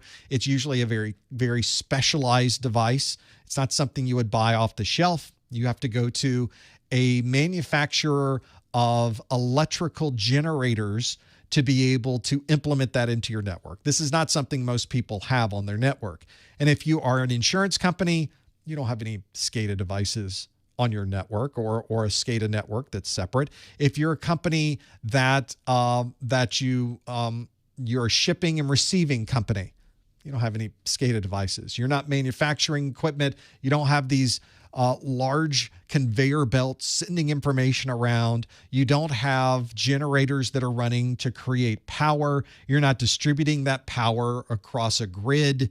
You don't have SCADA devices. And in the case of a network-connected climate control device, that's an air conditioning controller. That's an Internet of Things, to be sure. So you would not categorize a climate control front end as something that would be considered SCADA. That would be Internet of Things. And it's one of the challenges we have on our corporate networks these days is we're getting more and more and more of these Internet of Things devices. It becomes a bit of a security concern. And that's why in many cases we address that with a separate network. My network in my home is a private network that is only for IoT devices. Whenever I get an IoT device, it goes on that wireless network, that has a completely different SSID, and that network in no way can communicate back into my internal network. So a really good idea if you're doing something like that. Now, if this question said, a network administrator has created an air-gapped network for manufacturing equipment, or because they are building out an electrical generation facility. Okay, that's absolutely SCADA. That's where we would choose that one to give you a perspective. But these devices you can buy off the shelf, plug into the network. Those are IoT, and you're probably going to see a lot more of those as time goes by. We have SIP. The Session Initiation Protocol is a voice over IP protocol. Has nothing to do with describing an installation of these types of devices. SIP is commonly used. We pick up our phones, we type information in, and suddenly we're able to connect thanks to the control protocols associated with SIP. That same phone may not even be plugged into a power source. It may be getting its power off of the Ethernet connection through a technology called PoE, or Power over Ethernet. Power over Ethernet means that you could run a single cable up to an access point that's in the ceiling and not have to worry about also running a separate power source. But it does not have any control over how we are air gapping a network and plugging in a climate control device. PoE has nothing to do with those. Then finally, LTE, which nobody chose, is a cellular type, or in this particular case, a mobile technology to be able to transfer information over our mobile networks. So the AT&T Wireless, Verizon, and those types in the United States are companies that would be using LTE. And indeed, in this question, there was no mention of any of those types of configurations. The answer, of course, is Internet of Things. That's what we were looking for. That would be the answer that we were hoping to find. And hopefully you can see now why that would be the right answer to make that particular configuration make sense. It would be us putting these controllers for our air conditioning and our heating on a single network and then accessing that from across the network. Internet of Things. Well, that is a good mix or a good hour and then some of questions that we've gone through today. All of the questions we went through, and there were some questions about this earlier I saw go through in the chat, where people are asking, well, where did that come from? Where did that topic come from? I didn't know that topic was on the exam. Well, if you ever have questions about what is on the exam, or perhaps more importantly, what isn't on the exam, you can find all of that information in the CompTIA exam objectives. These are free to download from the CompTIA website, and I highly recommend you use them as a study aid. It's a perfect guide to go through as a checklist so that you can step through all of the requirements on the exam and you know exactly what's going to be asked on the exam. Go to professormesser.com/objectives to have a link over to that. You also have connections over at on any web search engine that you would like to choose. Just simply type in CompTIA exam objectives. You'll be able to find those objectives, and you'll have no problem finding all of that information. Again, free to download, an incredibly useful tool. I think I have the exam objectives on my screen. Here they are. I've used these. In fact, you can see they're well used. I've color-coded things that are in here. Just use this as your checklist. And this is going to be a great way to be familiar and understand exactly what's expected of you on the Network Plus exam. We do one of these study groups every month. Our next study group for Network Plus will be in February. We're currently scheduling that for February the 17th. You can see that I have A-plus study groups on, here we go, on February the 20th. I have A-plus study groups on the 13th and the 15th, and then I have on the 20th a Network Plus study group, February the 20th, if I get those dates right, and February the 22nd for Network or Security Plus. If we go back to January real quick, you can see that my Security Plus study group, which was originally scheduled for January the 24th, has been shifted a bit to Friday, January 26th. We'd love it if you would come back for that one as well. Sorry that I had to change the dates, but this happens all the time. In fact, for February, even though we are currently scheduled for February 20th, that could change. The things happen. We sometimes can't change what goes on around us. But if you're wondering when the next live event is going to be, you can always check the calendar. I always keep it up to date. Go to professormesser.com/calendar or use the calendar link at the top of the Professor Messer website, and you will absolutely know when the next live event will be and what that live event happens to be categorized as. Well, we've got a lot more to go through. We have an entire hour of an after show coming up. Stick around where you can ask me questions about really anything you would like to. You can submit those questions right now from your professormesser.com/QA connection. Also let you know and remind you we have that success bundle where you can download all of our training materials. They are at professormesser.com/netsuccess or follow the links on the Professor Messer website. Eventually, you will need a voucher, and a great way to support what we do here is to buy the voucher at the professormesser.com/vouchers link. And of course, we have our Discord, our YouTube, our Twitters, lots of ways to keep track of what we're doing here. Simply type in professormesser.com/ the name of the site you would like to find me on, /LinkedIn, /Instagram, /Discord. You'll find it and be able to join us there. If you enjoyed this particular event, we would love it if you could give it a thumbs up. And if you subscribe to our channel, professormesser.com/YouTube, it would be even better. That would be phenomenal. We appreciate your support, not only on our live streams, but the things we do throughout the month. Well, we've got a lot more to go through. Stick around for the after show. I want to thank you for being here in this first hour. We will see you next time on the Network Plus Study Group. Okay. Let's now shift gears back to, there we go. Now it's time for the after show, everybody. The formal Q&A, alas, is over. So sorry. But we have a lot more that we can go through here. We're going to bring this up so that you can see the same place you went to. That's not it. The same place you went to bring up the list of questions at professormesser.com/QA is the same place you can go to submit a question. It's professormesser.com/QA. You can submit them there, and those questions will appear on my side. You obviously won't see them on your side until I approve them, and then I'll put them on the screen. But if there's anything that you've ever thought that you would want to ask, you can put them into this list. I will just sift through them and find the information that will allow us to answer those questions for you. It's a good way to ask questions about technology, ask questions about career, ask questions about anything else that may be going on. And I can absolutely at least address a number of those. Let's start with a question, because we just talked about the exam objectives. I think we should piggyback on top of that and talk about something that's sort of about the objectives. And I think this is a common question and a good one from Kyle, who asks, I know the exam objectives, etc., but should I stress about subnetting and studying that hardly for this exam, or studying that topic hardly for this exam? It's a good question, and I think it's one that a lot of people get very concerned about on Network Plus, because most of the Network Plus certification and the exam objectives talk about very broad topics. They talk about why you would use DNS. They talk about using Nmap. They talk about different Ethernet configurations and subnet masks. But then we get into the discussion of subnetting. And subnetting is math. And there's no other way to get around the nervousness that tends to happen when you start introducing math into any topic. Even though the math associated with subnetting is relatively straightforward. It's mostly multiplication and addition and subtraction. That's sort of it. Very little division is involved there.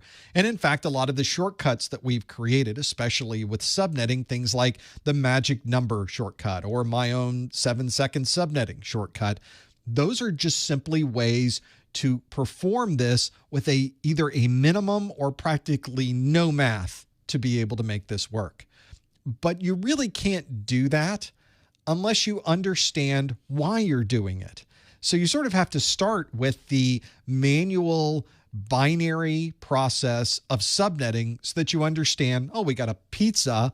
We need to cut the pizza into different sizes. All of those sizes need to be the same. How do we do that? That's effectively subnetting. All good explanations of technology come back to pizza, and subnetting is not any different. But the real question from Kyle was more about not necessarily the study process, but the concerns about learning subnetting, especially if you just get wrapped around the axle. And people have sent me notes and say, I just don't get it. I've been trying this for weeks and I just don't get it. And you might be surprised at what I will tell you my recommendation would be. First, let's have a look at what this subnetting is. So, of course, I mentioned the exam objectives before. Total on the exam, I don't want to say the wrong number, but it's under 1,000 objectives. Is it 700 objectives, 600, 700 objectives for the Network Plus exam? I do have all of those numbers that we can look at later if you'd like to see it. So each one of these bullets on this screen is an objective. So, for instance, for fiber, we need to understand single mode fiber and multi-mode fiber. There's 2 objectives right there. For connector types, we need to know local connector, straight tip, subscriber connector, mechanical transfer, register jack. So that's 1, 2, 3, 4, 5 objectives we need to know. An APC and a UPC, there's 2 more. RJ11, there's another one. So we have all of these objectives we have to go through. So where in the list of objectives is subnetting? Let's go down into the list. And here in section 1.4, we start getting into IPv4 and IPv6. And here's the RFC 1918, network address translation, port address translation, which, by the way, are the same thing. Well, port address translation is a type of NAT. There's many types of NAT. And port address translation is one of those. You have all of these different IP address configurations. Then finally, you get into a section called IPv4 subnetting, which talks about classless or variable length subnet masking. We've got classful A, B, C, D, and E classes, the classless interdomain routing notation or CIDR notation, and that's it. So subnetting's in there. The classless subnetting, bring this back out again, the classless subnetting that I just mentioned in section 1.4 is right underneath all of these. So we've got, let me go back to 1.4. There we go. So there's the one part. So effectively, we've got 1, 2, 3, 4, 5. If you wanted to stretch it out, we got 6 different topics about subnetting. But look at section 1 or domain 1 of the exam. Is all of these first settings about the OSI model. Then there's all of these bullets about network technologies. Then there's all of these bullets about cables, connections, categories, SFPs, all of the Ethernet standards. You got all of that other IP address information. Wait, we're still not done with domain 1. Next page. You've got all the port numbers. That's in domain 1. You've got 1.6 network services, including DHCP, DNS, and NTP. 1.7 is network architectures, spine and leaf, 3-tier traffic flows. Section 1.8 are cloud concepts and connectivity options. And then finally, we go into domain 2 right after that.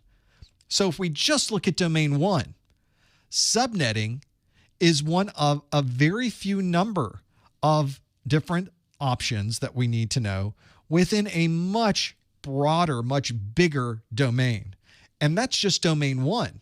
If we look at domain 2 has its own set of exam objectives. Domain 3 has another large set of exam objectives, and domain 4 has another huge set of exam objectives. Domain 5 has another big set of exam objectives. This means, because we know that on your exam, if I go right back to the front of these exam objectives, domain 1 is 24% of the exam. The number of questions you'll get on the exam, roughly a quarter of the exam, comes from domain 1.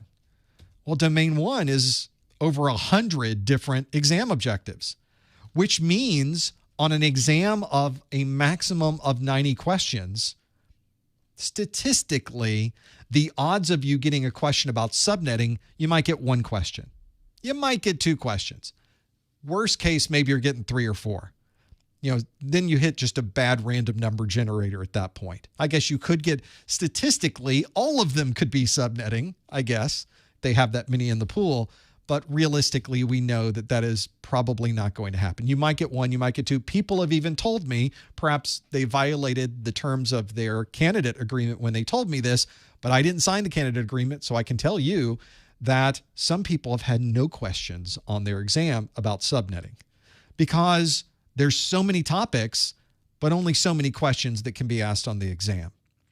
So this brings us back to, finally, my recommendation for you. So if you have been struggling with subnetting, you have spent a week trying to figure it out, you've hit a wall, your brain can't do it, it's not something that you're capable or feel that's something you want to keep working on, and I can absolutely understand that, then my recommendation to you is don't worry about it. Don't study subnetting. Kind of an odd recommendation, isn't it, from somebody who creates training materials to tell you not to study something. But here's the reason in my brain why I'm telling you this. If you spend a week trying to study subnetting, and on the exam you might get 1 or 2 questions on subnetting, you could have spent that time learning a lot more things in that set of exam objectives that could potentially and have just as much chance as coming up on your exam. So what I'm trying to say is don't waste your time spinning your wheels with these topics. Spend some time on it, get the broad understanding of it. But if it's not sticking for you, keep moving. Go study everything else. And then at the end of studying everything else, if you have time left, come back to subnetting. But again, don't waste time on those topics.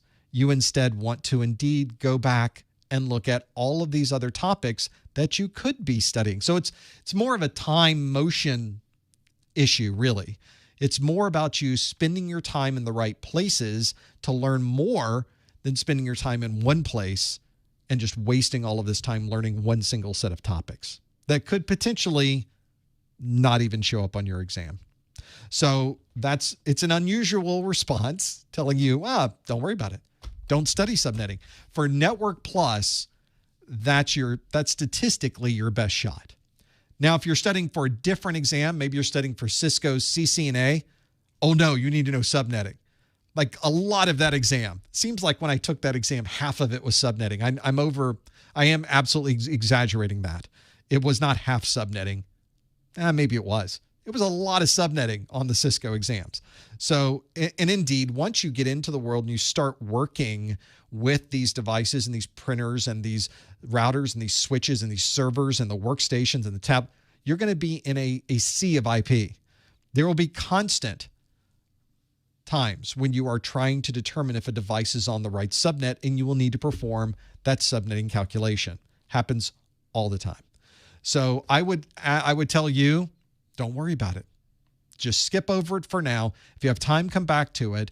But it may make more sense for you to spend time looking at and learning other topics that come from different areas of the exam objectives.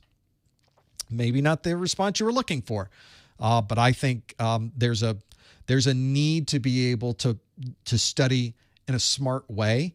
Just know that eventually you're going to have to come back to subnetting and learn it, because that's what we do out here. We do a lot of subnetting. And to be fair, there's a number of subnets that I've just memorized in my brain. Like I can tell you a .192 subnet in any of the octets. I can calculate that in my head because I used to manage a .192 network. So that's something that's now ingrained into my cerebrum. It's stuck there. The synapses just automatically fire. But if you wanted to talk to me about a 252 network, oh, now I have to do the math. Now I have to think about it. So it really depends on what type of question you have about subnetting and how easy or hard it might be for you. But you will, in the world, eventually need to do that. Now, to be fair, when we are really wanting to double check ourselves, we will pull up a subnetting calculator and confirm that what we're thinking in our head really is the numbers we're looking at here. I have very often been installing a piece of equipment and needed an IP address, and they have handed me an IP address and a subnet mask and a default gateway that is not on the same network as the IP address and subnet mask they gave me. And I look at that and go, wait, that doesn't, hold on. I'm working with someone who is a network administrator, but we make mistakes all the time. I've messed up subnetting lots of times. And so I often tell people, okay, I got the IP address from you. Here's the subnet mask, but that default gateway is on a different subnet, isn't it? They go, oh, yeah, it is. Okay, this is the default gateway for that subnet. Happens all the time. So we do memorize things and we use them in real time in the field, but we also use our subnet calculators in the field as well. It's just makes common sense, especially if you're looking at something someone gave you and you're wondering, am I the crazy one? Which I guess still could be true, but I'm really referring to the IP addressing here. Well, let's confirm that. Let's plug it in so that I'm not speaking incorrectly when I go back to them and ask about this. A sanity check is always good. And I think that's useful as well. More questions. Let's get talking too much. Let's go back to questions that we have here. This happens. This is a common question I get, and it's worth talking about, I guess. What's going to change to Network Plus? It's like a new version, or do we expect updates? The current version of Network Plus has not changed in a very, very long time. And it's not really, there's no plans to really change it, I would say, anytime soon. I guess everything's relative, isn't it? Let's go back and look at the slide that describes dates and times, because I think this will set us up. There it is. So the current version of the Network Plus is the N10-008. It was released on September the 15th of 2021. It will retire in March of 2025 or somewhere around there. That's a pretty good estimate anyway. So you got plenty of time as far as the exam's concerned. Don't worry so much about Network Plus changing. There are no plans. Nothing has been announced to have anything change in the Network Plus. Things that on the Network Plus, there's never any dramatic changes when they update Network Plus, it seems. So that's not a concern either. That's really what you would focus on, is kind of understanding where the right place might be to know what we would want to study. So I think that gives you some perspective anyway, that nothing is changing with Network Plus anytime soon. So don't worry so much about changes. Thankfully, we do not have to worry about changes anytime soon. Works out perfect. Let's do another set of questions that came in. Let's talk about this. This is more about working on the exam itself, more about time management. This is from Adam, who says, let's get the right screen up if we were to do this. There we go. Adam says, Prof, I made a 711 out of 720 on my Network Plus. Adam, you were so close, brother. You were right there. The question Adam says is, I ran out of time when starting on the scenario questions, which that's interesting. We'll come back to this in a moment. Any tips on discouragement when buying another test voucher? I have plenty of discouragement tips. If you're looking for tips about discouragement, you've come to the right place. I can absolutely help you with discouragement. I have failed exams all the time. In my career, there are many certification exams I would failed. Some of them failed multiple times before I finally passed them. And I think that's the important part, is when I failed those exams, I didn't stop. I didn't quit. I didn't say, well, I failed it. Must be done now. Let's try going into horse breeding. No, that's not what I did. I instead said, well, let's regroup. I clearly didn't know the content because I failed it. What didn't I know about it? What were they asking about? So I make notes. There's things whenever I walk out of these exams and I didn't do well, I write down immediately the things that I can remember. So although you can't share that with anyone, you can use it for yourself. So contractually, you've agreed not to talk about the exam to other people, but you can talk about the exam to yourself. So I write down everything that I think I didn't know. Oh, they asked me a question about this. There was a question about that. There was a question about these things. I'll also tell you that there's a great deal of intel on the CompTIA website. Log into your CompTIA account, look at your exam results, and the exam results that are there will tell you what questions or which sections you got wrong on the exam. They don't give you the questions. They don't tell you what they were, but they do tell you you missed a question in section 1.1 about the OSI model. So immediately oh yeah, there was that question about OSI and it asked about this. Let me go learn more about that one. So that is a great place to go as well. Now, in your case, Adam, you made, why am I twice here? There's just so much of me to go around. There we go. So Adam says, I made a 711 out of 720. You are right there. In fact, the part that I find interesting about that, because Adam says, I ran out of time when starting the performance-based questions. And this is not a bad strategy, by the way. I think Adam's strategy was good. You start the exam, and when you start the exam, you read through the performance-based question, and then you go next. You just skip it. You read through the next performance-based question. Oh, that one's on DNS. Skip it. You read through the next performance-based question. Oh, that one's on OSI. Skip it.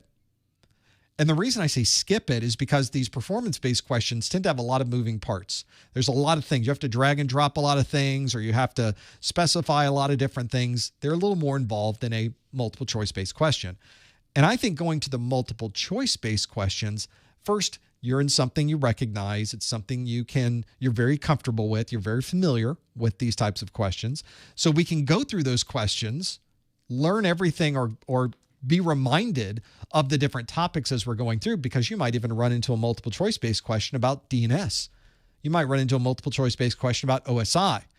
And you're thinking, oh yeah, that reminds me of the thing that it asked me about in the performance-based question about OSI, about DNS. So very often questions on your exam can help answer questions about other questions on the same exam. Free points for everybody. What's interesting about Adam, though, is you went through the multiple choice. You ran out of time when you were starting on the performance-based questions, which also lends some credence to other reports that we have received from folks who skipped over their performance-based questions. They went all the way through multiple choice, and before they could start back, their timer ended. The exam was over, and in their particular case, they passed. And people often ask, well, can you really pass the exam if you don't take the performance-based questions? I would say in your case, Adam, it could have almost been your scenario as well. You came so close to passing with a 711 out of 720. So I think that's really good, and a really good measurement of how well you've studied the material that you will see in those multiple choice-based questions. Maybe one or two other correct questions, and you would have been done. This certainly speaks well for walking back into the room and taking this exam again. So go through the intel that you made yourself over what you were surprised on the exam. Go through the intel that CompTIA provides you, which are the exam results. Those are in your CompTIA account. Have a look at the sections. Maybe you find that everything on the list was in section 5, was in domain 5. All right, now you know domain 5 is your weak point. That's where you should study for the next try. And you were so close on this one. Spend the time studying those particular pieces of intel. Brush up on your exam objectives. Again, use your exam objectives as a checklist. And when you walk in on the next time, you'll be able to do much better than a 711. You're going to crush it. You'll certainly be over 720. It's just a matter of time at this point. You put in a little bit of extra work, a little more elbow grease, and that exam will be done. That's my recommendation. The real key, though, is don't stop. Don't quit. You only fail when you stop doing this, because eventually you're going to pass the exam. And once you pass the exam, who cares what happened in the past? You could fail the exam 10 times. Then you pass it. You're Network Plus certified. You never have to take the exam again. You can simply renew it every 3 years and you're good to go. So, so chin up, keep studying, keep working. Nothing comes easy. If this was easy, everybody would have it. Keep working on your Network Plus and you're going to do great. More questions. Let's keep going through this list of questions that you have. Let's see what else we have here. Other folks sending me notes saying different things here. Oh, well, we have good questions here. Some non-technical questions coming in. Thank you for that, to be able to have this here. Let's see here on this list. Let's talk about some of the other things that we have here. Some folks are asking questions. I don't want to publish this question, but there's a question about what things do we not cover in the exam, in this study group. There's nothing that we don't cover. In fact, you saw a little bit of subnetting today because we talked a little bit about subnet masks. But all topics are covered in the study group. In fact, I tend to go through each section, and in each domain, I take a question from each domain. I just kind of cycle through them as we go. Now, obviously, we're going through a small subset of questions whenever we are looking at this exam. But the study groups, I pull questions from everywhere.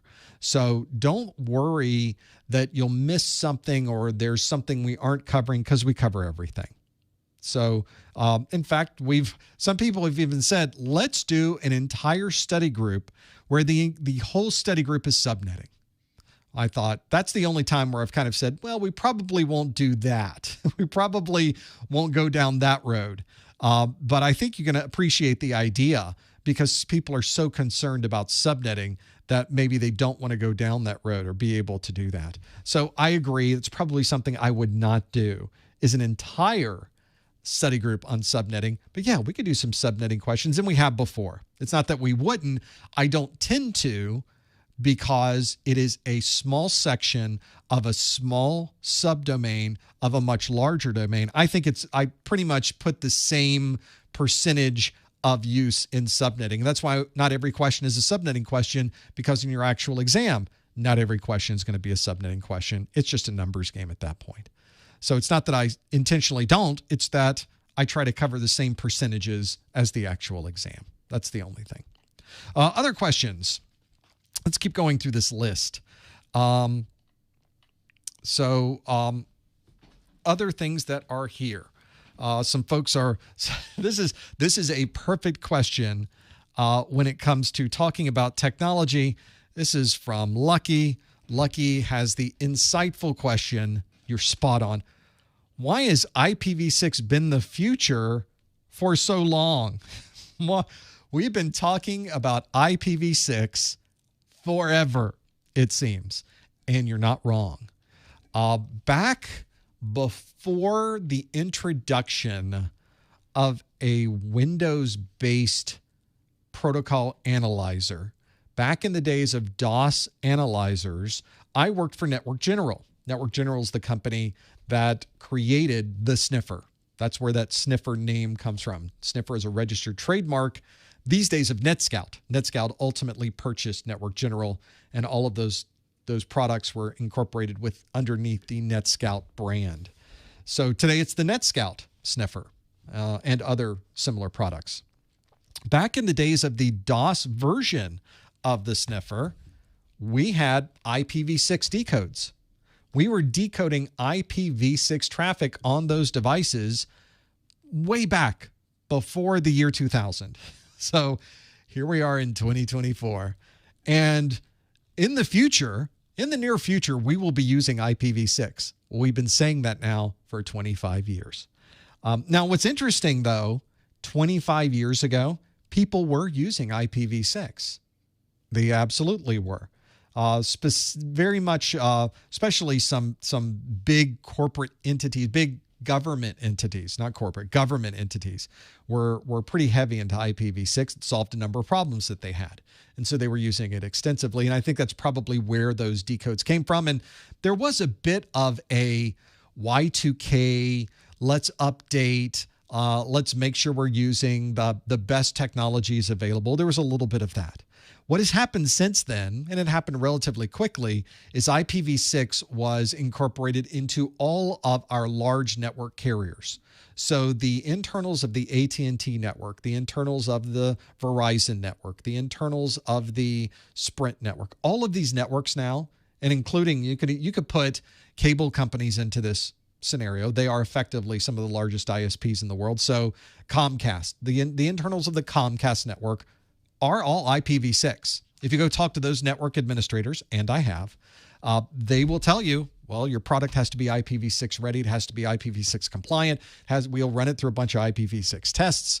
I've seen that when implementing protocol analysis tools all the way up to back when I did firewalls. They say, well, you can talk to us about firewalls. Is your firewall IPv6 knowledgeable? Does it know about IPv6? Can it operate in the world of IPv6? Can you create firewall rules that are IPv6 firewall rules? And yes, I can. Well, let's talk about those. Their networks were all IPv6. And in fact, if you look at, if you have a cable modem at home, a DSL connection at home, whatever you use for internet connectivity, your device probably has an IPv6 address, certainly on the WAN side. And in the case of the one that I have on my network here, I can do native IPv6 from my device that's right in front of me. So I can go to the computer that's right here, IPv6, and talk directly to professormesser.com over IPv6. Can do it all. So I can be fully IPv6 out of my network if I wanted to. So although we sort of, in a funny way, say, no, it's coming anytime now, we still spend a lot of time on IPv4 and talking about subnetting with IPv4 and implementing IPv4, because everything uses IPv4 and almost everything uses IPv6. So there's our problem, is there's that little piece that's the gap. And because of that, we still have to know how to implement both of those technologies to be able to put them onto our networks. I think there's also a bit of this, and I'm probably not too off base with this. I think there are a number of network administrators, and I would kind of put myself into this group, where IPv4 is just easier. Don't have to worry about hexadecimal. It's a much smaller number, and I can remember them. What's the default subnet mask for my network? Oh, it's 255.255.255.0. Now IPv6 is not that much harder, so it's the /64. It's not much of a difference, but I think it's the change. You know, we're all worried about change. As humans, we don't like change. And I think for a lot of people, IPv4 is such a well-worn slipper. It's such a soft, comfortable walk. It's so easy to put on. We're so comfortable using it. We'll just do it with IPv4. IPv6, now I got to buy new shoes. We got to break them in. Now I got a blister. There's a whole kind of problems. We don't want to do that. But I think once you really get into IPv6, you really appreciate the engineering behind it. You understand now why they did it the way they did it. And it does provide some features you simply don't have in IPv4. So there may be some technologies you implement with IPv6 because it just makes sense to do it that way. So it's not a case where it's coming. It's not a case where we're not using it. We are using it, and it's already here. It's really more of a case on we have to have both of them running now until such time that something really drives us into the world of IPv6. And at this point, nothing has yet. If we had a good reason to move, we would have done it already, and we haven't. Unless, of course, you work for one of those big carriers, and then you're stuck using it anyway. And it's kind of nice that the infrastructure is there. You know, we used to have, if I can go on yet another tangent, we used to have these days of testing that we would do with IPv6. We don't really do this anymore. At least I don't think we do them anymore, where a company, we'd all pick a day. I think it was something sponsored by Google or by Cisco. I don't remember, or maybe both of them, where we would all pick a day of the year. It was IPv6 day. And on IPv6 day, we would all configure and connect our internet devices with IPv6, and we would be able to access different sites on the internet using IPv6. Back when we were implementing it and we were rolling it out on the internet, that's what we did, because we wanted to see what was the interoperability like for this new protocol over a network that's never run it before. And it was very insightful. We could connect to the network. We set up IPv6. Now we can communicate over the internet with this new protocol. And we tested it out, and we brought up websites, and we hosted websites, and we had other people connect to our websites. And it was really an interesting series of tests. I think we pretty much don't really do that anymore. I think it's all pretty much accepted now. It all works. We figured it out. And now it's off to the next phase when someday, maybe, we will get rid of IPv4. Or is IPv4 here to stay? Time will tell. I have no idea. If I had to guess in the world of networking, if you're in a network, if you're a network administrator now, I'll just use this as the insight I get. If you are a network administrator now and you go into your data center and you go not in the part that's in the front, you go in the back. Maybe there's a fluorescent light that's kind of flickering. It's kind of dark back there. You kind of hear the buzz, that 60 hertz buzz as it's flickering. You know, there's nobody back here. It's very cold back here. There's a lot of vents in the floor, so it's very chilly. And you go back there, and there's all this old equipment, and it's running. The lights are flashing. There's things happening.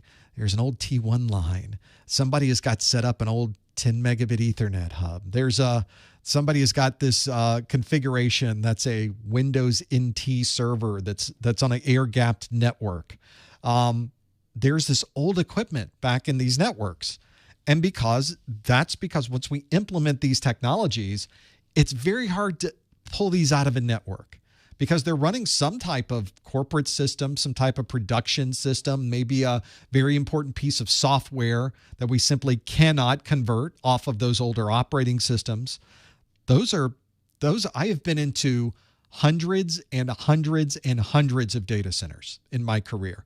That's what I did. I would go from one to the next. I go to 3 or 4 a day. And in my career, everybody's data center has some of this older stuff in the back because it's so hard to pull it out. Sometimes you just can't. And so that's the scenario you run into with all of this older equipment and understanding how are we going to implement this equipment? What are we going to do with this equipment? How do we figure out what we're going to do to get that in, and then how do we work with it? So when I say IPv4, is it ever going to go away? Well, maybe it will someday. But I think of this in the same terms of someday the sun will run out of the ability to heat the universe. So, those are the death of the sun will happen someday. Maybe that's when IPv4 will finally leave our networks, or maybe not. So that's the real important part of this, is knowing and understanding what that will absolutely be. Hopefully we'll do it in a more realistic way than waiting for the heat death of the universe. We don't want that to happen either. Or maybe it will still be here, and we'll just all still be subnetting. One or the other. I'm not in charge of it. So somebody take the lead on that, will you? Other questions. This is a pretty good one. It's a very quick one.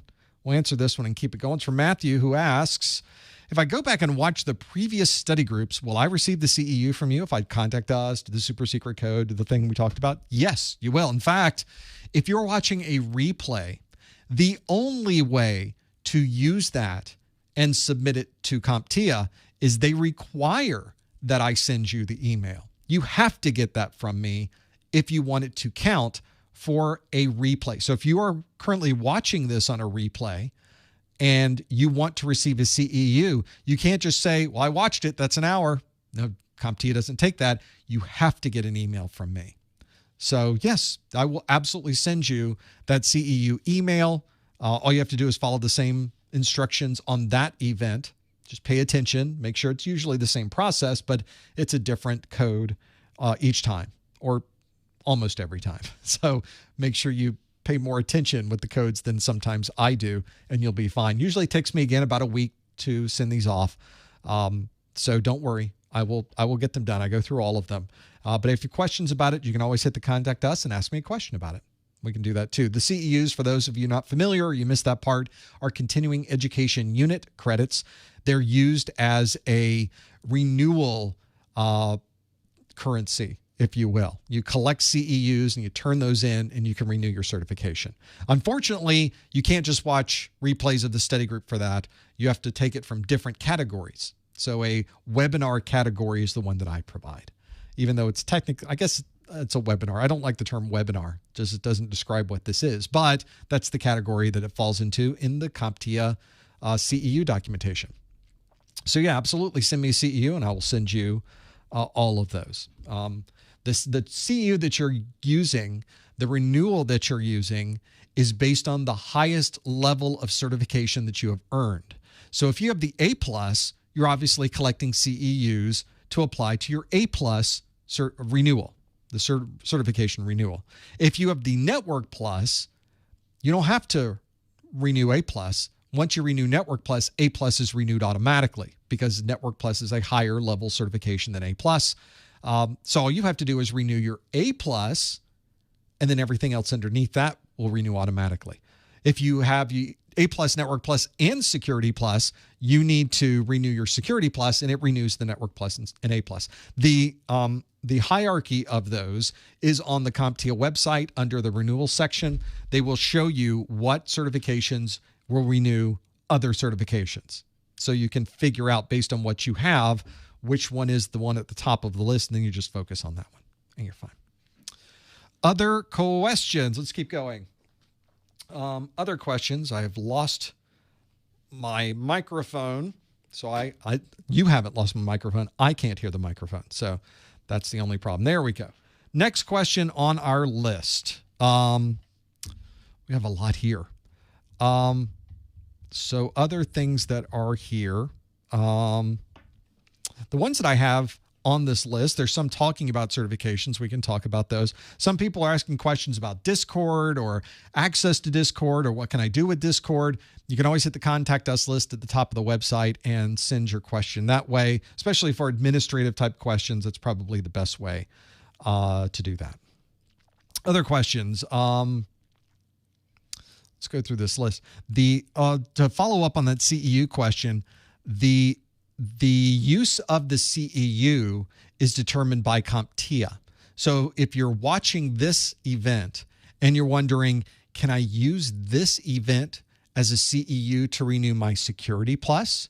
Can I use this event to renew my certification for A+? The documentation for that is on the CompTIA website. Spoiler alert, yes, you can. But you can always go to the CompTIA website and they explain what validates or qualifies a CEU to be used to renew your certification. It's all out there. So I will say there's a lot of reading on the CompTIA website regarding CEUs, but once you figure it out, it's not a bad gig. And if you look in the YouTube video description of this video, I made a video on renewing. It's about how to renew your A+, Network Plus, or Security Plus certification in just a few hours. And I talk about these other methods of certifying as well, including taking a higher level cert, collecting CEUs, taking a third-party certification. I step through all of them and tell you the advantages and disadvantages of all of them. So that'd be a good way to do it. Let's do some more questions on our list. We still have a couple of minutes left, so let's keep going with this. So this is a pretty good question. From Freud asks, love all the study materials, the notes, the videos, but how critical are labs? Would you recommend us to find labs before taking the exam? There is there's a video I made about the best possible ways to study for this exam and things you can look at. I talk about this in really the first video of every course. And I really think there's 4 things that you should have to maximize the chances of you passing this certification exam. The first is that you get a good book. I think books are great ways to take a lot of dense information and provide it in a very efficient way. So books are always important. The other is questions about getting good video course. Sometimes reading a book is a good way to learn, but watching somebody go through these same steps and these labs are also a good way to learn. So that's what I would also recommend is you get a good video course. Hey, I have one of those. I recommend mine. The other two things I recommend are some good hands-on. I think that's where the labs come in. In the case of Network Plus, the only real hands-on is labs that go into running Nmap, running Netstat, running a ping, running a trace route, doing some troubleshooting, and using those utilities in a practical way. That's one very good set of labs. There's other labs that you could run into that might help you understand IPsec better. There's other labs that can help you with the security side of things. So there's lots of labs that can take these concepts and apply them into a real world scenario where you can type away at the keyboard and use the mouse and really interact with the topics that we describe in the course itself. And I think getting some good hands-on is another way to lock in those synapses. It's another way when you start using ping and you're at the keyboard, it just becomes sort of second nature. Sit down at the keyboard, let's ping that. You know, you're just taking this concept behind your eyes of how do we troubleshoot this, and it's coming out as that ping command, and then you're interacting with it. And when you see the results of the ping command and you start internalizing that, oh, well, that's how ping works. Oh, I see what the results are. Yo, got it. I now understand what that is, and I can use that now as a tool that's in my tool belt. So the labs do become very handy for something like that. And then the last thing I always recommend is to get good Q&A. Now, I have not published a Q&A book, a practice exams book for Network Plus yet. It is on the list. There are things that are coming this year along those lines, but there are other places where you can go. I recommend the CertMaster list that's available on my website. CertMaster has a CertMaster practice, which has a ton of questions inside of it and a practice exam at the end that you can go through, wipe it, and then go through it again if you would like. So everything you can take over and over again as another way to test yourself. You can use those or another type of Q&A, but I think any Q&A you find that's good, high quality, I think is an important part of that. So those are the four things I recommend: a good book, good video series, some good labs, and some Q&A. Maybe you can get away with doing a portion of that. Maybe you can use 3 of those. Maybe some people just use one of those different resources and they go and take and pass their exam. It's really up to you and your style and what you know about the topics already and the things that you're trying to learn and maybe the way that you learn best. Some people prefer books over videos. Some people prefer videos over a lab. It's really up to you, and find the best way that you do it. That's my recommendation. Labs can be useful, but maybe labs aren't for you. Find the ones that make sense. I really like the CertMaster labs.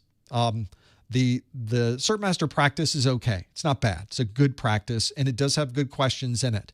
But the labs that CompTIA did on this last round of labs are just so good. It's a great virtual environment. The labs themselves are very good. So if you're trying to find some nice, high-quality labs, that's what I would recommend is you go to the website and the additional study materials under the Network Plus pull down. Find the CertMaster labs. It's our interactive pack are the CertMaster labs. And not only do they come with the interactive pack, come with the labs, you get the course notes along with it for free. If you already have the course notes, there's an upgrade process. And if you'd like to know the upgrade, you can always have a look at that or contact us and I can send you details on the upgrade as well. I think that'd be a useful one. I know we're at the top of the hour. Let's try to squeeze in one more question in this list. We have so many that are here that I hate to abandon all of them to be able to get through them. Let's talk about where we go, where we start, and where we stop with these things. And there are a number of questions in here that are sort of similar to this on the list. And I think this is probably a good conversation we can have about these. This is from Henry, who asks, as a student who just finished an IT program, A+, Network Plus, and Security Plus, I'm actually planning on taking Security Plus before the Network Plus exam, since I believe security skills are more marketable. My thoughts. They might be more marketable, or depending on where you happen to live in the country or in the world, they might be less marketable. Well, how do you know? How do you know what is marketable? How do you know what employers are looking for? And the answer is You simply ask them. Technically, you don't even have to ask. They're telling you. All you have to do is go find out what they're saying. And the best way to do that is to look at the jobs that are in your particular area. So go look at LinkedIn. LinkedIn has LinkedIn jobs. You've got Indeed. You got Dice. You've got all these online job posting sites. Go to your favorite one. Go look for entry-level IT positions in your particular geography and see what people are asking for. There's probably going to be a lot more entry-level positions over on the kind of the A+ side of things than on the Network Plus side of things, but you could probably still find some entry-level positions for Network Plus. And in those job postings, they will tell you what they would like you to have. Maybe they say, we want somebody with Security Plus. Maybe they say, we prefer Network Plus. Maybe they don't mention anything.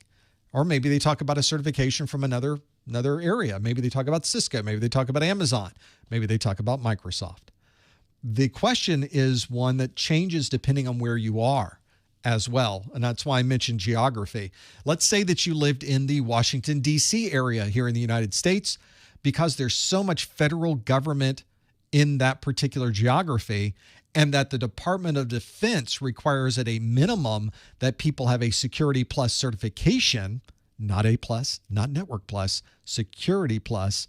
What I find is a lot of people in that particular area, the Virginia, Maryland, D.C. area, always prefer getting Security Plus first because a very large percentage of jobs in that area want you to have Security Plus at a bare minimum. So that makes sense. If somebody in that area came to me and say, which do I take? Well, everybody's asking for Security Plus. That's the one you should go take. Now, you might live in Dallas. You might live in LA. You might live in Minneapolis. You might live in Miami. The jobs there will be very different. The requirements there will be very different. They're probably not going to have this mass number of people looking for Security Plus. And you might see more jobs asking for A+. You might see more jobs asking for Network Plus. It really depends on the employer and in many cases, the geography. So that's what I would recommend. This is really not about what I think or even what you think. This is really what the employers are thinking. We have to put ourselves in their mind of what they would like to see. So I would recommend that that's what you do. Go to your favorite job posting site. And I even mentioned this in my video about how to get a job in IT with no experience, which is in the YouTube video description of this video. In that video, which I understand, it's a 30-minute video. It's a long video, but it is just chock full of content. And in there, I talk about building a spreadsheet of the jobs in your area to get a better understanding of what employers might be looking for. This is sort of, you've heard of big data, where we take huge amounts of data and we take all of that information and we examine it using a series of well thought out algorithms to be able to somehow gain some knowledge of the way that this data works together, of correlations and data that normally we would not think would be correlated together. Well, that's big data. What I'm talking about is little data. You don't have to have a supercomputer. You don't have to have an enormous database of data. You just need every job in your area that you feel you're qualified for in this spreadsheet. There might be 10, there might be 20. We're not talking about a lot of data, but enough that we could look at this spreadsheet once we've compiled the type of job, the certifications they're looking for, the formal education they'd like to see, the other skills that maybe that they're hoping to find. You can put all of that into the spreadsheet. And once you've gone through 20 or 25 jobs like this, you can now take a step back from the spreadsheet, have a look at it, and say, well, look at this. Of these 25 jobs, 10 of them are asking for Security Plus. So there's an interesting data point. We look at this, we can see that 98% of them would like to have this knowledge. 7 of these 25 are looking for Network Plus. Or we see that 25 of them, all of them may be 1A plus. Just depends on where you happen to be and what employers are looking for. So that's what we're trying to do. We're trying to document all of this, not because we want to keep track of it, more along the lines of what are the employers thinking in our area? What type of things could help me make a decision about what I should do next in my career. And that's another data point. Now, I'm not saying we should find the top one on the list and we go after that one just because it's top on the list, although that certainly is an important data point. We need to consider that in our strategy of job hunting, because the more check boxes that we can tick off for that particular employer, the better chance we have at getting that job. But I also think there's part of this that is your own personal interest. Maybe security is more interesting to you than networking. I found networking to really be the most interesting thing I did in my career. And then I got into security and realized, wow, there's a whole nother world of things I need to learn. And then security became the center of my universe. So these things change also over time. And what you choose today will be very different than what you are doing 10 years from now. That's just the nature of technology. You're never in the same role doing the same thing for an extended period of time. Technology moves way too quickly, and you're going to get way too smart for the job that you're currently in. So you often you're upgrading yourself every time you get into a new job. You are then moving up every single time. You're leveling up constantly in IT. And that's one of the beautiful things about IT, is that there is no ceiling. There's complete flexibility. You get to decide what you want to do, but you also have to keep in mind what employers are willing to pay you for. And it's a great balancing act. So just because you find one particular certification is asked well above anything else in your area doesn't necessarily mean that's the certification you should go after, or maybe it is. Kind of depends on your own personal opinion of what you think of that job role. It also depends on the type of things you would like to do in the future. So I've had jobs where I've done things technically that maybe I didn't enjoy the most. It wasn't my favorite technology. But there's also been jobs where I've been able to really enjoy and get into the technologies I'm working with. And you will eventually find the right path for you. Everybody's path is different.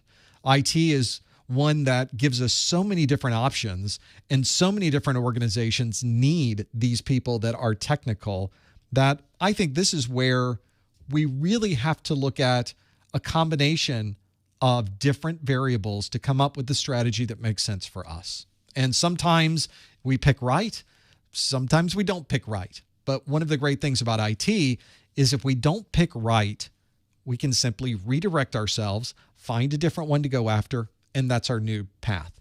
So that's something you can't do in practically any other vertical market that you'll run into. Doctors can't do this. Lawyers can't do it. People who are in other fields don't have this level of flexibility that we have in IT. It is really a remarkable thing. And it's something that I think we maybe don't speak a lot about. We've just become so accustomed to it that we don't even consider it anymore. Of course it's flexible. Of course we can decide what job we want. Of course we can pick through a number of different jobs to be able to do this. That's one of the benefits IT brings to us. Well, I think that's a pretty good place to stop for our study group. We've had 2 good hours of Q&A that we've gone through. Hopefully that's given you some perspective of things that you can think about for your Network Plus studies. Hopefully this is also something that you've enjoyed. If you'd like to do another study group, we've got another one next week. We got our Security Plus study group coming up Friday of next week. We'd love for you to come back for that. If you would like to be informed, you can always go to our YouTube channel, subscribe to the channel and hit the bell. And then when we go live, you'll get a notification that we are going live. That's another great way to keep up with what we're doing. And of course, we've got another Network Plus study group for next month as well. Always keep checking the calendar so that you know exactly when the next live event is going to be. We'd love for you to come back and join us there as well. Thank you so much for being here. We so enjoy doing these. And of course, we really couldn't do it without you. Another good reason to have you here. Thanks for being here, chat room. You've been phenomenal. We'd love to also think about, now that we're into 2024, there's a lot going on this year. You might want to keep checking back with what we're doing in our Discord as well. And that's where I'll be when we're done here, is at professormesser.com/Discord. Thanks for joining us, and we will see you next time on the Network Plus Study Group. Thanks, everybody.